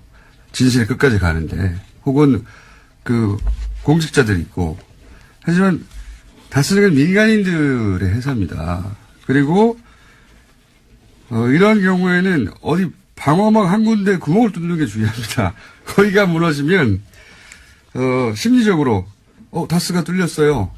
그러면 다른 것도 심리적 저지선이 같이 무너지는 거예요. 이거 나만 혼자 이거 방어하고 있으면 뭐해? 이렇게 이제 무너지기 시작하는 거죠. 외삼촌 땅 우리가 가지고 있는데 이거 다 예, 드디어 사실을 말하게 되는 그러니까요. 겁니다. 이명박 전 대통령 차명예산이다라고 얘기하게 되는 것이고 이런 일들은 점점 더 많이 벌어지겠죠. 이제 시작에 불과하다. 예. 다음 뉴스는요? 예, 또 영포 빌딩 압수수색하면서 관련된 내용들이 굉장히 중요한 게 많이 나왔다라고 SBS가 보도하고 있는데요. 이명박 전 대통령이 재임 시절에 다스 관련된 보고를 직접 받았다라는 증거를 검찰이 확보했다고 합니다. 검찰 관계자에 따르면 이명박 전 대통령 쪽에 급소를 찔렀다라고 할 정도로 스모킹 건이라고 하는데요. 아직 구체적인 내용이 나오진 않았습니다. 그래요? 급소를 찔렀어요? 네, 그런 표현이 있습니다. SBS가 그렇게 보도하고 있는데요. 급소는 뉴스공장이 지난 7월부터 찔렀어요. 예, 시사인도 함께 했습니다. 계속 찔렀는데 청와대 민정하고 공권력을 동원해서 돈을 찾고 그 과정을 청와대 민정이 뭐 자기 혼자 결정했겠습니까? 청와대 대방이 시켰지? 민정이 왜 그걸 혼자 해요? 그리고 민정이 왜 사기업하고 계속 연락을 합니까? 그 사기업과 연락한 문서들도 진작에 공개했고요. 그렇지만 검찰 조사가 중요한 건 그때 이제 노수공장에서 여러 가지 문건을 들고 얘기했지만 대통령이 보고를 받았다고 하는 문건이나 증거를 여기 이 부분은 검찰만 확보할 수 있는 거죠. 그걸 검찰이 확보했다면 이제 완성이 되는 거죠. 그 점은 그 점대로 따질 일이에요. 그 점은 그 점대로 따질 일이고 피해자 입장에서 만족스럽지 않은 거죠. 근데 이제 사건의 포인트가 법무부 장관이 아닙니다. 제가 보기엔. 이 첫 보도가 나간 관계자를 봐보세요. 그리고 관계자와 장관의 말이 일치하는지 확인해 보세요. 거기서부터 진짜 사건이 숨어 있다. 자, 다음 뉴스는요? 예, 오늘 아침에 한국일보에서 안철수 국민의당 대표의 인터뷰가 있었는데요. 예, 바른정당과 손잡고 통합신당 준비하고 있는 중입니다. 이에 대해서 지방선거 이야기가 좀 나왔었는데 6.13 지방선거나 재보궐선거 출마 등 모든 가능성이 열려있다라는 이야기를 했습니다. 그렇군요. 안철수 대표 관련 통합 관련 뉴스가 많이 나오는데 이거 이제 한 번만 더 코멘트를 하자면 전당대회 안 하는 거를 가지고 여러 기사에서 우회를 찾는다, 우회한다. 어떤 기사는 산에 길을 내고 물에 다리를 놓는다, 막 이런 표현을 하던데 정치권이 앞뒤 안 맞게 행동하거나 유불리에 따라서 말을 바꾸거나 기준을 바꾸거나 그 여야 모두 있는 거거든요. 그리고 또 출입 처면은 또 막 공격하기도 그렇잖아요. 그래서 적당히 덮어주기도 하죠. 근데 이건 막 예를 들어서 이 우회로다 전당대회 안 한 거 우회한다. 산에 길을 내고 물에 다리를 넣는다. 이건 너무 만져주는 거, 이거 애모예요. 이렇게 표현하면. 이렇게 하면 안 되는 겁니다. 표현이 너무 선정적인 것 같은데요. 깜짝 놀랐습니다. 적당히 해야죠, 적당히. 보세요. 합당은 전당대회에서 결정한다. 오늘 열받네요. 당원이 그래요? 근데 안철수 대표 측이 장악한 중앙위가 당원을 개정해요. 전당대회 안 하고 그냥 당원 투표를 한다고. 그러면서 뭐라고 하냐면 당원을 개정하면 즉시 효력이 발생하고 다음 전당대회에서 추인을 하면 된다. 이렇게 말해요. 추인을 안 했는데 어떻게 효력이 즉시 발생합니까? 논리적으로 말이 안 되죠. 그리고 이미 합당이 됐는데 국민의당의 전당대회는 이제 영원히 할 수가 없는데 어디서 추인합니까? 어디서? 추인할 데가 없어. 앞뒤가 안 맞아 이건. 논리적으로 하나도 말이 안 되는데 무슨 우회로 해요. 이거는 강목 들고 용팔이 전당대회를 했는데 정면 돌파다. 이렇게 말해주는 것과 마찬가지인 겁니다. 적당히 좀 해야지. 민망해요, 진짜. 뭐 우회로 해요, 이게. 아유, 바보같이 정말. 자, 어제 블랙하우스에서 여기까지만 하고 끝내죠. 공중파에서 최초로 포털에서 매크로가 가능하다. 기술적으로 가능하다. 이걸 시연했는데, 당연히 네이버에서는 검색어에 등장하지 않았고, 공중파에서 네이버 매크로 가능해. 신기하거든요. 검색해 봐야 돼요. 등장하지 않았고, 당연히 예상한 바입니다만. 그러면 안 됩니다, 네이버. 이 또한 지나가리라. 그렇지 않습니다. 예. 블랙하우스 한번 검색해 보시고, 다른 건 몰라도, 그건 보셔야 됩니다. 매크로가 가능하다는 거. 오늘 뉴스도 많고, 할 말도 많았네요. 네. 답답한 하루였습니다. 자, 지금까지. 김은지였습니다. 감사합니다. 네. 참. 네. 바로 끝내면 안 되는군요. 미니가 하나 준비되어 있습니다. 정세현 전 통일부 장관님 전화 연결됐습니다. 죄송합니다. 같이한 장관님. 안녕하세요. 예, 안녕하세요. 근데 왜 그렇게 화를 내요, 아침에? 뉴스를 읽다 보니 갑자기 띵 해가지고요. 그래, 됐지. 예. 일리 있어요. 장관님도 갑자기 훅 가실 때 있잖아요. 네. 네, 그래요. 갑자기 저희가 연결드린 것은 이제 뭐 올림픽 내내 중간중간 연결되겠다고 했는데 저희가 하루 이틀 놓쳤는데 열병식 관련한 뉴스도 있고 그리고 뭐 금강산 안 가는 뉴스도 있는데 우선 북한이 금강산에서 행사 안 하겠다고 갑자기 나온 이유는 뭐라고 보십니까? 뭐 여러 가지 이유 있다고 생각해요. 일석 한 3조 정도. 일석 3조. 하는 생각인데. 예. 첫째는 남쪽에서 그 금강산 문화행사를 비롯해서 예. 남북이 이렇게 뭐 공동원하고 또 공연하고 하는 걸 가지고 무슨 북한의 세계 선전이니 네. 또는 뭐 한미동맹을 이간시키려고 하는 거니 하는 식의 보도들을 일부 언론에서 하지 않았습니까? 많이 했죠. 그다음에 예. 또 그다음에 또 2월 8일 날 하게 돼 있는 건군절 행사 70주년 건군절 70주년 행사도 그것도 무슨 올림픽에 오기로 해놓고 그 전날 하는 법이 어딨냐. 이게 완전히 그 위장평화공세다 내지는 갈라치기다 뭐 이런 비난을 하는 데 대해서 불쾌감을 표시하면서 첫째. 두 번째는 대내적으로 그 남북한 공동 문화 행사를 하는데 우리 사람들만 가서 관중석에 앉아 있을 수는 없잖아요. 네. 북한 주민들도 데려와야 되거든요. 근데 그 금강산 근처에 있는 사람들 데려오는 것도 간단치가 않고 왜냐하면 그 굉장히 못 사는 동네입니다. 네. 그러니까 다 어떻게 보면은 옷도 헤입히고 등등 아니면은 평양에서 데리고 와야 돼요. 원산이나. 그 교통 문제도 간단치가 않아요. 북한의 지금 현재 형편으로는 특히 기름은 뭐 하나도 못 들어가게 하면서 자동차 움직이는 것이 쉽지 않고 동원이 어렵죠.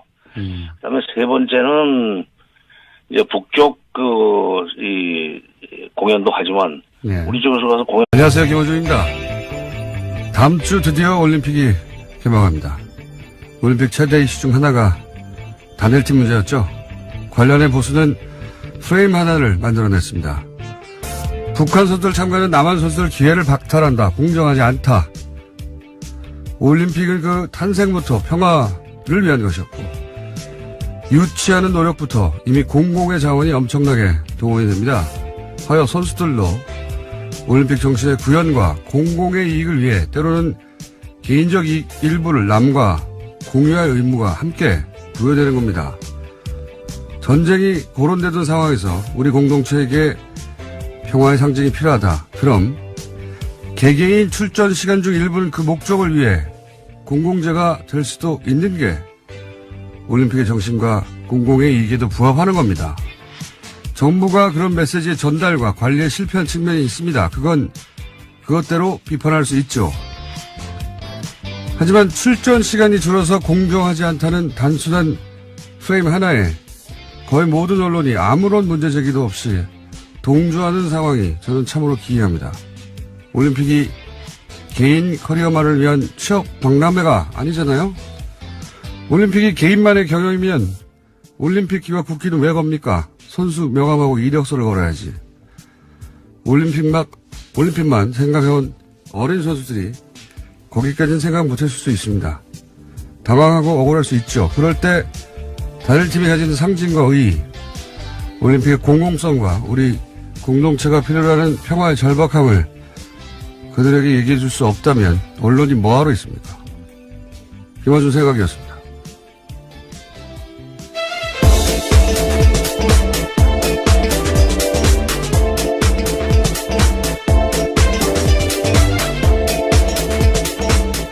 시사인의 김은지입니다. 이 이슈는 원래 정부가 메시지 관리에 실패한 게 맞아요. 네. 그에 대해서 정부 관계자들이 사과를 하기도 했습니다. 네, 당황했다고 봅니다. 왜냐면은 단일팀이 이렇게 운전된 적이 없기 때문에 준비가 안 됐어요. 메시지 전달과 관리에. 그리고 또 그만큼 보수가 초장부터 아주 잘 치고 들어온 프레임이고. 그래서 정부가 수습할 문제라고 생각해서 제가 가만히 있었는데 좀 시간이 지나면 이 단일팀의 불공정 프레임 이거 자체도 문제가 있다. 반쪽짜리 프레임이다. 이렇게 얘기할 줄 알았는데 이슈가 다 끝났는데 그런 얘기가 없어서 제가 이제서야 한마디 하는데 고생한 개개인의 기회를 제한하면 안 된다. 맞아요. 그 중요한 가치인데 그게 유일한 가치는 아니에요. 올림픽은 개인의 기회 실현 이외에도 공공의 가치를 구현할 의무가 선수들에게도 있는 겁니다. 예. 올림픽이 선수 개개인에게 배타적으로 독점할 수 있는 기회가 아니에요. 조금만 생각해보면 당연한 건데, 초장부터 여론이 확 쏠리니까, 무서워서 그런 건지, 비겁해서 그런 건지, 언론이 그런 말을 안 해서 한마디 하고요. 더 웃긴 건 이런 포인트예요. 보수가 갑자기 개인의 권리가 가장 중요하다는 거예요. 예. 그럼 노조 지지해야지, 보수가. 노조 포함하면 맨날 뭐 국가 경제를 생각하라고 그러다가 갑자기 올림픽에서만 개인 권리가 가장 중요하게 되는 겁니다. 이게 앞뒤가 안 맞는 거예요. 그 프레임에 이따시만한 허점이 있는데 그냥 언론들이 넘어가 주니까 실망입니다. 저는. 자, 첫 번째 뉴스가 뭡니까? 네, 세월호 특별조사의 업무를 방해한 혐의를 받고 있는 박근혜 정부의 해양수산부 장차관이 구속됐습니다. 김영석 전 장관과 윤학배 전 차관에 대한 구속영장이 어제 발부된 건데요. 이들의 구속영장을 심사한 서울 동부지법 양철한 부장판사는 발부 사유를 다음과 같이 밝혔습니다. 범죄 혐의가 소명되고 도망의 우려 및 증거인멸의 우려가 있다라는 겁니다.